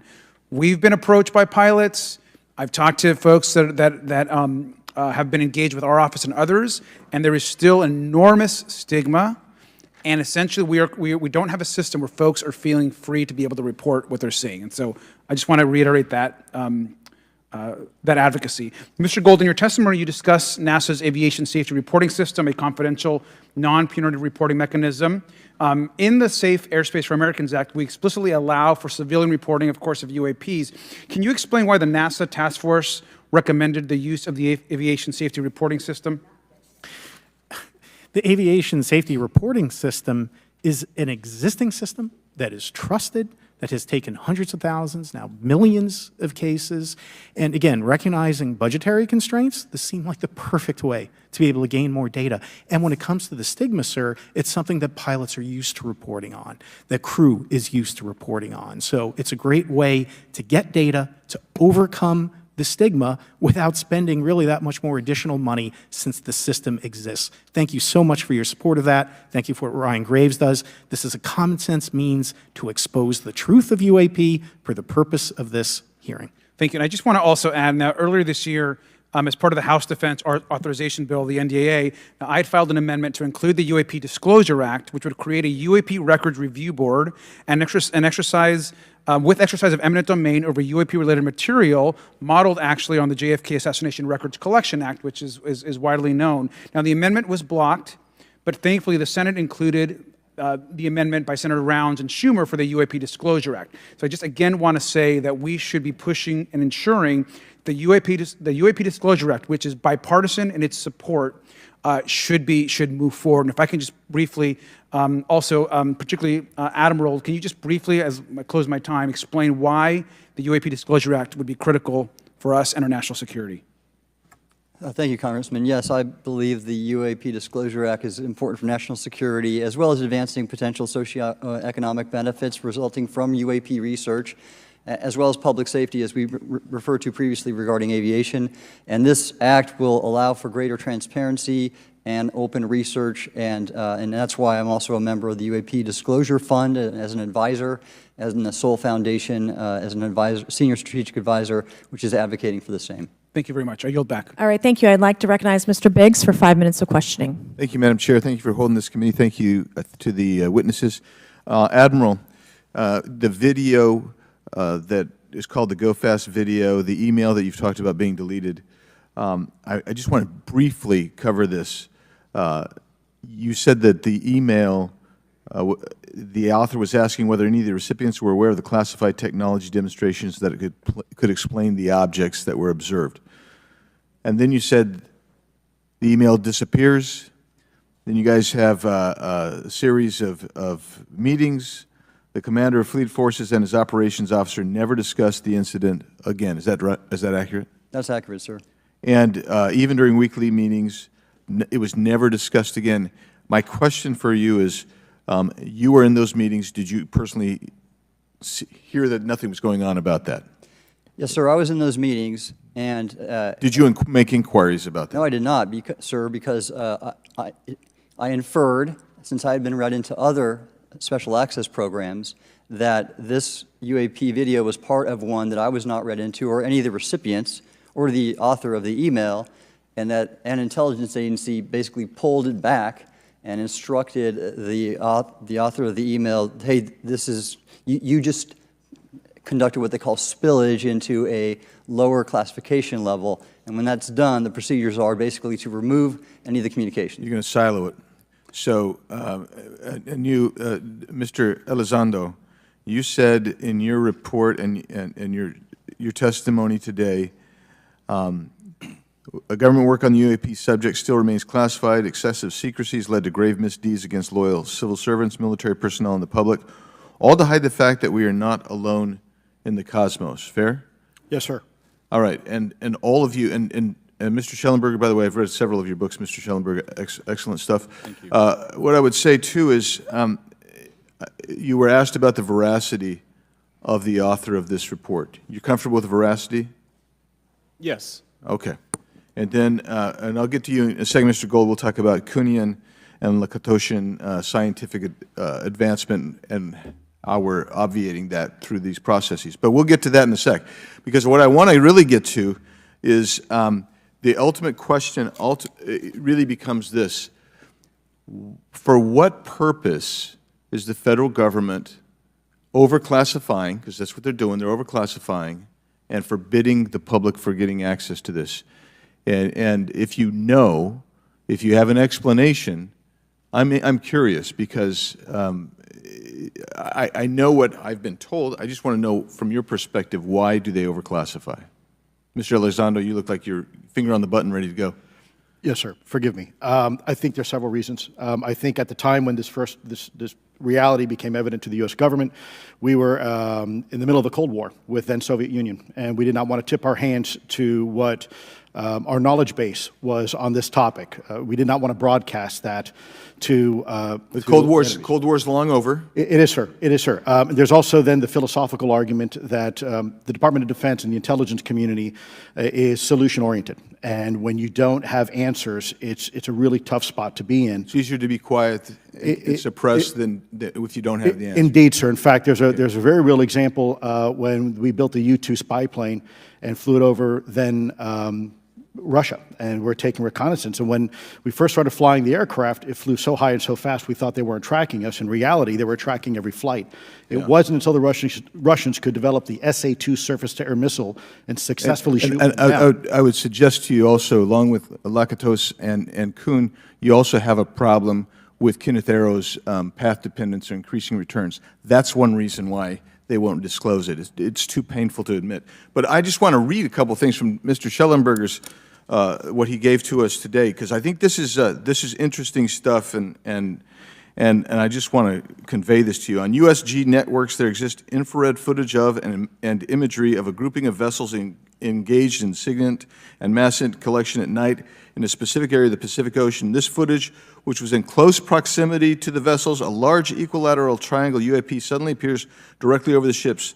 These three bright points are seen at each bottom corner of the UAP, which is observed to slowly rotate on its horizontal axis. And he goes on to describe that. And I just want to read one more, and I'm doing this because I think it's interesting. This stuff is interesting as anything. So let's get this one here, right here. While performing a routine airspace surveillance and control mission in the Eastern Air Defense Sector, an F-22 fighter observed multiple UAP contacts at mission altitude. Moving to intercept, the F-22 pilot noted multiple metallic orbs slightly smaller than a sedan hovering in place. Upon vectoring towards the UAPs, a smaller formation of the metallic orbs accelerated at rapid speed towards the F-22, which was unable to establish radar locks on the presumed hostile UAPs. The F-22 broke trajectory and attempted to evade, but was intercepted and boxed in by approximately 3 to 6 UAPs. And then I'll leave that there, but because I just have no more time left. Well, she's not looking. So let's just get into let's get into part of this. I thought I would be saved by the bell. No. Let's talk about Kuhnian, Lakatoshian type of scientific development, and the problem that we have here is you have institutional blockage of what would be normal development of scientific ideas. And if you want to expand that, Mr. Gold. We're over time, so be very fast, please. I'll just say I'm a recovering attorney, so please take it easy on the science, but all breakthroughs have been heretical at first, and that's the challenge that we face, particularly with something as extraordinary as this, which is why gathering the data is so important. And I'll just end by saying, by the way, the overclassification of material is in no way limited to UAP. That is occurring throughout the government, as well as the inability to get people classifications in a timely and efficient manner, and then to have those classifications be broad enough to be useful. So this is a larger issue that I hope that Congress will look at. Thank you. Thank you, Mr. Biggs. I've been generous. All right, Mr. Burleson, I'll recognize you for 5 minutes of questions, please. Thank you, Madam Chair. Mr. Elizondo, does any branch of the United States government or defense contractors possess technology? Sir, there's documentation that I believe was submitted for the record that was approved for release by the U.S. Pentagon, by the Department of Defense Office of Pre-Publication Security Review, and it states one of the reasons why my predecessor program, OSAP, was trying to collect material of unknown origin. Was it successfully collected? It was not. What happened is that there was an aerospace contract company that requested to divest itself of the material that was collected in the 1950s. Right. Unfortunately, that didn't actually occur. So let's dive into that. That's the Bigelow Aerospace, correct? So yes, sir. There was a journalist, Christopher Sharp, who said that there was a transfer between Lockheed Martin, Bigelow Aerospace, and the CIA allegedly blocked this. Can you describe that?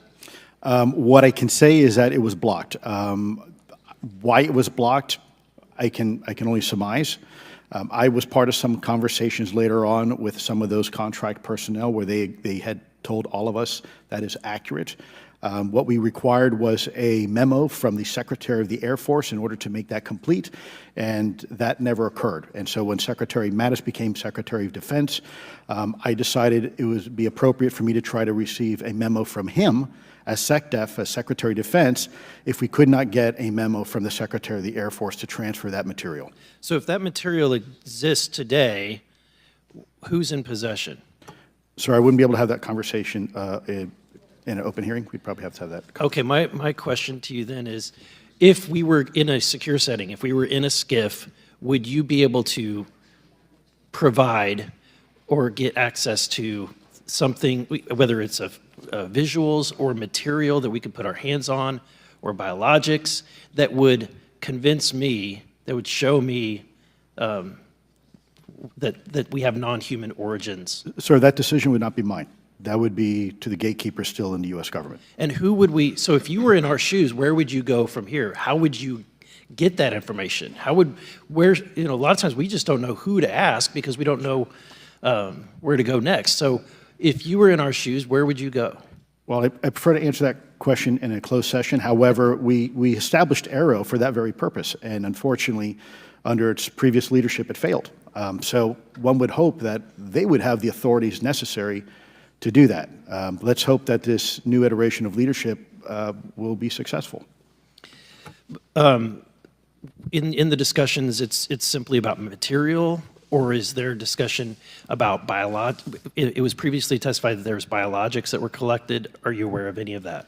I am, sir, aware of the reporting that biologics have been recovered. Again, my focus was more nuts and bolts, looking at the physical aspects of these phenomenon, how they interacted around military equities and nuclear equities. So I'm certainly not a medical expert. I would not be able to probably provide you a whole lot of value in that simply because I don't have the expertise. But was anything described as that we have possession of bodies? Yes, yes. Is it multiple types of creatures, or? Sir, I couldn't answer that. I can tell you anecdotally that it was discussed quite a bit when I was at the Pentagon. The problem is the supposed collection of these biological samples occurred before my time, in fact, before I was even born. And was this part of the Lockheed Martin discussion, or was this the biologics is a completely separate? Separate yet related. Okay. Has anyone made contact? Sir, I'm sorry, could you specify? Has there been any, to your knowledge, any communication with a non-human life form? So the term communication is a bit of a trick word because there's verbal communication like we're having now. The problem is you also have nonverbal communication. And so I would say definitively yes, but from a nonverbal meaning, when a Russian reconnaissance aircraft comes into U.S. airspace, we scramble 2 F-22s, and we are certainly communicating intent and capability. I think the same goes with this. We have these things that are being observed over controlled U.S. airspace, and they're not really doing a good job hiding themselves. They're making it pretty obvious they have the ability to even interfere with our nuclear equities and our nuclear readiness. Is the United States government and our contractors, are they pulling technology from this? Or they're reverse engineering this? Sir, as I previously stated, and please forgive me, I am not authorized to discuss specifics about crash retrievals. I signed documentation with the U.S. government. What I can say was, after a very thorough review process by the Pentagon, what I wrote about, and that was my limit, unfortunately, that I was given. Thank you. Yes, sir. Thank you. I would like to recognize Mr. Timmons for 5 minutes of questioning. Thank you, Madam Chair. Mr. Elizondo, you just said something interesting. You said they don't seem to be hiding.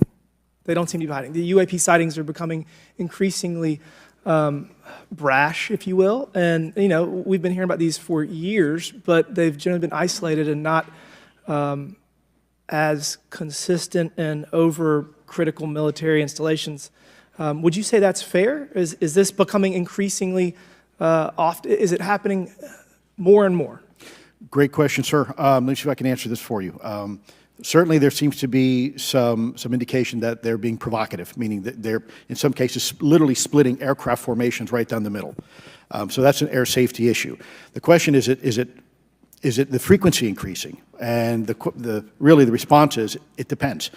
Yes, it's possible that there is an increase in frequency, but it's also possible that there's heightened awareness now, and there's also more pervasiveness of technology out there that's collecting this information and that can record this information. So we're not quite sure yet if it's actually an increase in numbers of these events, or is it that we have better equipment now to record these things, and we have a better ability, if you will, to analyze these things. And that's my next question. It seems that a lot of these sightings occur near military installations. Do you think that these UAPs are intentionally targeting military installations, or do you think that we have increased abilities to monitor surrounding the military installations? Sir, maybe both. Part of my concern is we have something in the Department of Defense and the intelligence community called IPB, Initial Preparations of the Battle Space. And we use equities like ISR, intelligence, surveillance, and reconnaissance, and other type of equities and technologies to prep the battle space. And certainly, if I was wearing my national security hat, even if there was a 2% chance that there was some sort of hostile intent here, that's 2% higher than we really can accept. And so we must figure out, there's a calculus, capabilities versus intent, in order to identify if something is a national security threat. We've seen some of the capabilities, yet we have no idea in the intent. And so this is why this discussion is somewhat, I think, problematic from a governmental perspective, because we have no idea. Sure, thank you. Mr. Schellenberger, you're particularly familiar with the Langley Air Force Base incident a year ago? Are you familiar? Just from what I read in the Just news. from what you've read? Yeah. I would imagine a large percentage of the American population became aware of that with the Wall Street Journal article. Would you agree with that? Yes. And were you aware of that incident prior to the Wall Street Journal article? No. To the rest of the panel, was the Wall Street Journal article the first time that y'all were made aware of what was essentially an over 2-week UAP frenzy over Langley Air Force Base? Were y'all aware of this prior to the Wall Street Journal article? Anybody, show of hands. Yes, sir. Dr. Guyette, could you give me how did you become aware of it? A colleague of mine who I referenced previously, Chris Mellon, he wrote an extensive article about this, that there were other incursions of drones over Langley before this, as well as many, many military installations over the last 5 decades. And it's my understanding that there's been an ever-increasing in number, and I'm trying to think how to say this because I wear 2 different hats. I'm still in the Air Force. So, I mean, it seems that they're becoming increasingly brash, and the question that we really have to figure out is it China or is it non-human? And I think that's the biggest question the American people want to know. If it's China, it's scary because they have a lot of technology that we cannot explain. And if it's non-human, that's scary because we don't know the intent. Would you say that's fair? Yes, Congressman. And in fact, I really believe that we should use this hearing as a catalyst to improve and bolster our air defense capabilities and our maritime domain awareness capabilities, because obviously there are holes in it, whether it be UAP of non-HI direction or NHI direction, or, as you say, sir, China or any other adversary. Are you all aware of any task force at the Pentagon or in the national security apparatus that's trying to assess the answer to that question? At the current moment, sir, no, but this is a great point. From 2020 to 2022, there was a UAP task force in the DoD succeeding where Mr. Elizondo worked, led by Jay Stratton, who had the first comprehensive whole-of-government approach to UAP, which involved pathways to declassification and to increase transparency, as well as assessing the national security risks of UAP. This was a really well-established approach, and we have all advocated that something like it return. I'm running out of time. The last thing is that we need authorities. The law enforcement, military do not have authorities to actually engage, and Congress needs to act to give those authorities to local law enforcement and the military so they have clear guidelines on how to assess these issues going forward. I yield back. Thank you. Thank you. I'd like to recognize Ms. Boebert for 5 minutes of questioning. Thank you, Madam Chair. Now that we have all been cautioned in this committee hearing that the mention of Pentagon's Immaculate Constellation program could put us on a list, well, I already find myself on many lists, I'm sure. So I speak my mind often, so why not just keep going with it? May as well just go all out and say it. The earth is flat, birds are government drones, and we've never set foot on the moon, and Joe Biden received 81 million votes in the 2020 election. So let's just see how many lists we could get on here today. But Mr. Shellenberger, I wanted to ask you, I think I understand from this hearing that you would agree that classifying information like this is not in the best interest of the people. Is that correct? Yeah, I mean, with the caveat that, of course, I would support classification necessary to protect secrets essential to national security, but I think it's pretty obvious that there's overclassification. Overclassification, yes. And so in most instances, if they can't tell us what, do you think at some point they'll at least tell us why? President-elect Trump has repeatedly committed to greater transparency, both on the UAP issue, on JFK files, on COVID origins, and many other things. So I think that we need to make sure that the next administration is held accountable for that. Agreed. And this is for all four of you. Yes or no, please. I have many questions I want to get to. Are there any known instances of recovered materials or technologies that are not of human origin and maybe connected to any advanced bioscience defense programs within the USG? I don't know. I wouldn't be able to answer that, ma'am. I don't know. I don't know.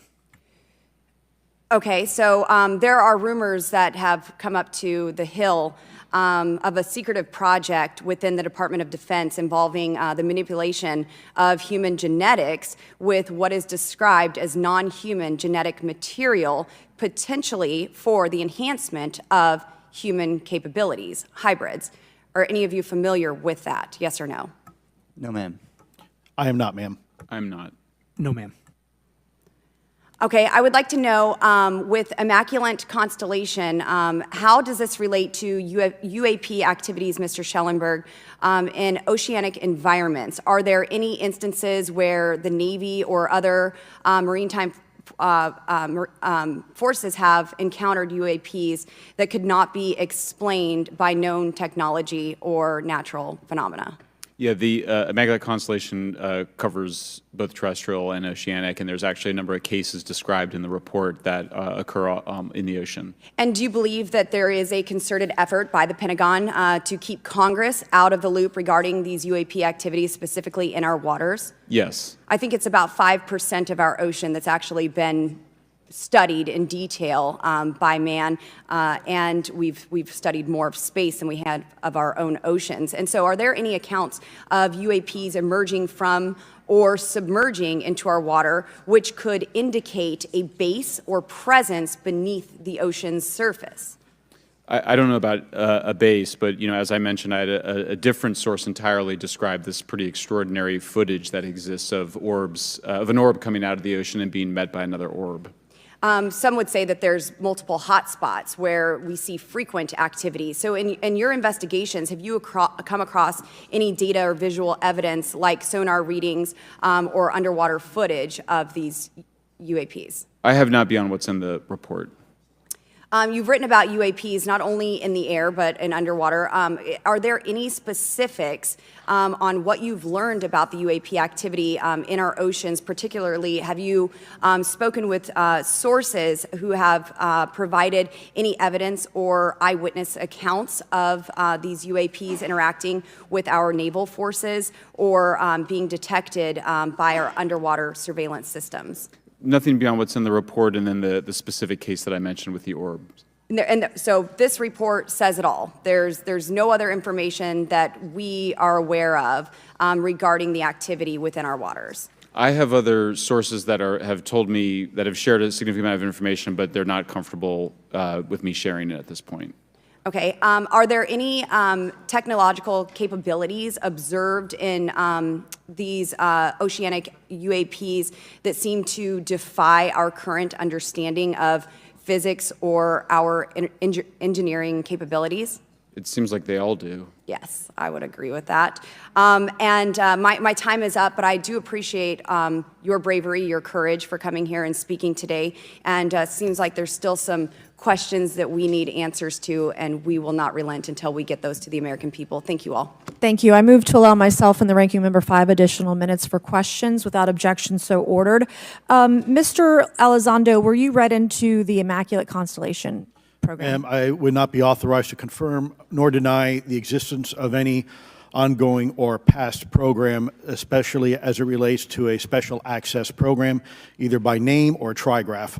Okay, and then does the U.S. government or private contractors, do they work with other foreign countries, China, for example, to exchange data, quote from a source, that intelligence data about UAP? Let me see if I can answer that a little bit more generally, ma'am, if I may. We do have foreign material exploitation programs. That is something that is widely known, and that term itself is unclassified. How exactly that works becomes a bit sensitive. A discussion we could certainly have in a closed session if you like. We do work with international partners and allies quite often, not just in military exercises and workups, but in other intelligence efforts as well. In terms of material that's given to private contractors, is certain material given to certain contractors because of their experience? So, for example, if it's related to submerged and undersea propulsion, would it go to a general contractor like General Dynamics? Yes, ma'am, absolutely correct. Different contractors have different levels of expertise. What's Lockheed's expertise? Aerospace, ma'am. In the UAP space, that's all that, they wouldn't do submerged? No, I didn't say that, ma'am. Okay. Lockheed Martin and others do quite a bit of work both in our atmosphere, in space, and even underwater. There are certain efforts to. It's a tough question you're asking. You put me on the spot here. I'm looking for the answer. Yes, ma'am. No, they are involved in a lot. I would rather let Lockheed Martin explain the different domains that they are involved with. Probably I'm not authorized to discuss that, but they are involved in a lot of different areas and domains. Admiral, flight safety risks for our pilots, based on what you've experienced and seen in your career. They're extensive, and the one exercise I referred to where I received the email that was then deleted was the pilots, and this is worth bringing out. There are debunkers out there who have said the GoFast video was just a balloon. That was only one video that was released. There were dozens of these encounters that pilots, friends of Ryan Graves, who's in this room right here, witnessed and caused significant safety concerns. And to almost call out and exercise it and shut it down, which is very compressed, and the carrier's getting ready for deployment, and the pilots have to get certified to land on a carrier, it's extreme, to say the least. All right, I have two last questions. Real quickly, Mr. Schellenberger, how do we get more whistleblowers to come forward? Well, this hearing is very important, and obviously, I can't encourage whistleblowers to obtain information, but I can guarantee that I will protect them and go to prison to protect their identities. if they come Okay. to me. Yes, sir. Okay, my last question. The first hearing we had on this, I'd never been briefed on UAPs or what they were, biologics, non-human, et cetera. How would you define, each of you, my last question, how would you define non-human biologics, non-human intelligence? What are we actually talking about? Admiral, and we'll go down the line. I don't think it's a stretch when you look at the diversity of life on this planet and the size of this universe to think that there would be more diverse, higher order, non-human intelligences throughout the universe, and that's probably what's visiting us. I would take the scientific approach. The definition would be the ability to react to a stimulus in a manner that requires an intellectual thought process. I just don't know. I think we must be modest in our assumptions that we're looking for intelligence. That could be biological, it might not. Non-biological, but what non-biological intelligence, what does that mean, though? Artificial intelligence, ML, machines. We assume that all intelligence would be like us, and every time we look out in the universe, we are humbled relative to what we don't know in terms of the forms of intelligence and what it may take. I can assure you I probably can't ask you your question, but I think the ultimate answer is going to surprise us all. And then Mr. Garcia, you had a few closing remarks. I know we're about to hit votes here, so I'll be brief. Just, I want to thank you all for being here. I want to thank Chairwoman Mace especially for holding this important bipartisan hearing. And I want to thank all the committee members that are interested in this topic. I think our commitment to all of you and all the folks that have contacted us, and certainly to the advocates and the pilots, is that we need to continue investigating UAPs. I think the country the country is owed explanations and to ensure that the safety or national security is always protected. This is a conversation and questioning that must continue, so I'm very grateful to all of you. And I also just want to add, just personally, I think it's really important for me, two things guide my questioning and my observations on UAPs. One is we should always be guided by facts, science, and data, and stay serious on those issues. And the second thing is I think that we should not limit our imagination and our thoughts and our curiosity on what UAPs could actually be. And I think those two things for me are really important, and I'm grateful for all of you to be here. So with that, I yield back. Okay, and we have Mr. Ogles, who is on the way. He's going to be here any second. Is that correct? Want to check, and he'll be the last member with questions that we have today, and then we have votes. So we want to thank you all for being here. I want to thank Mr. Garcia and folks on both sides of the aisle for being here today and being patient. We have a lot more questions, and I hope that this will open the door to more hearings in the future. I obviously would like to know how much taxpayers are spending on this. You have the right to know, but also if we're spending money on something that doesn't exist, why are we spending the money? And if it does exist, why are we hiding it from the public? And of course, our national security is a huge issue, because if there's technology that could harm us or our allies that are in the hands of our adversaries, we obviously want to stay ahead of that to the best of our ability to ensure that that technology is not in the hands of someone who could use it against us or our allies anywhere in the world. So, Mr. Ogles, you're just in time, babe. I will recognize you for 5 minutes of questioning before we head on out today.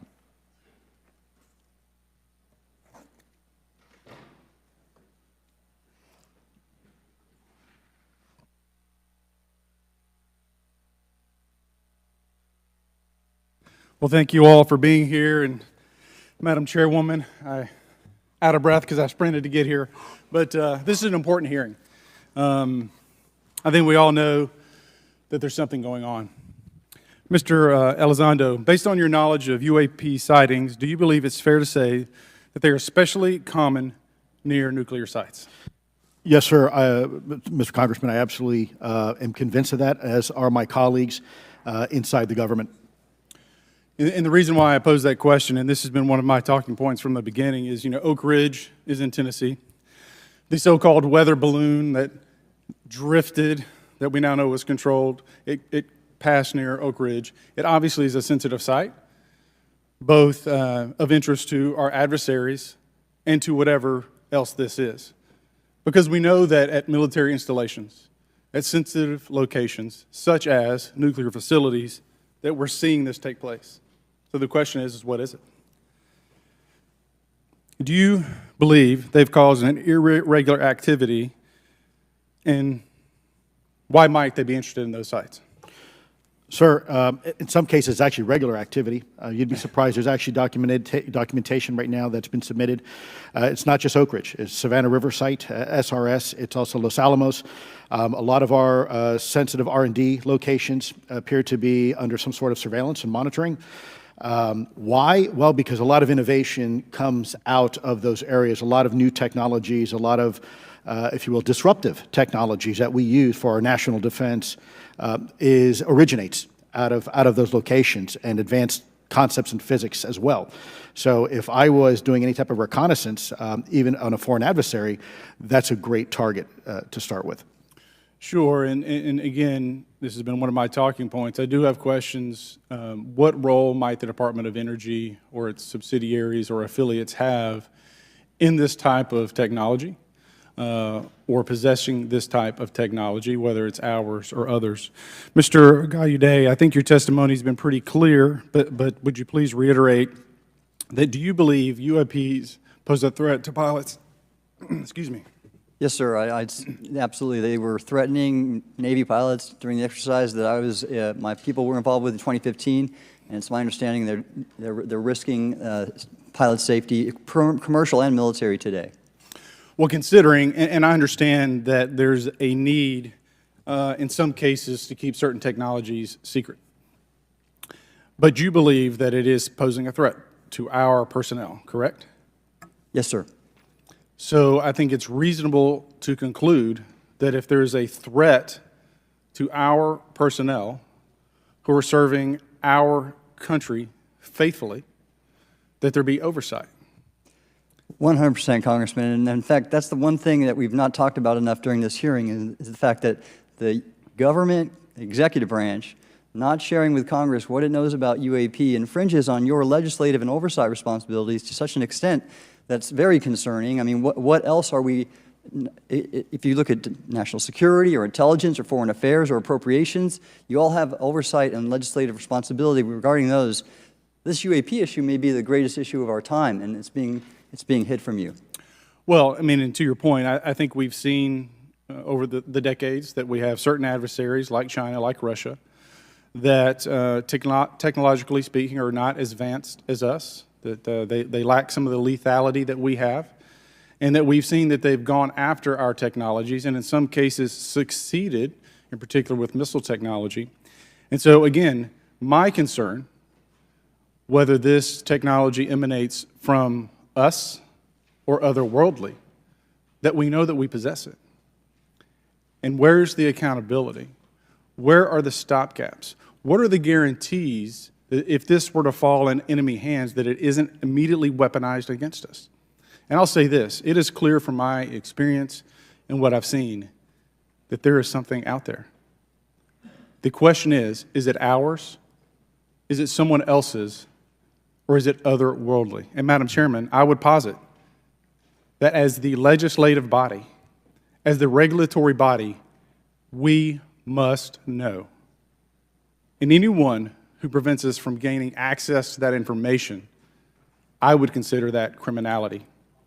Because we have U.S. personnel who may very well be in harm's way. We have technology that ultimately may threaten our very existence. With that, Madam Chairman, I thank you for your indulgence, and I yield back. Thank you, Mr. Ogles. And with that and without objection, all members will have 5 legislative days within which to submit materials and to submit additional written questions for the witnesses, which will be forwarded to the witnesses for their response. If there's no further business without objection, the subcommittee stands adjourned.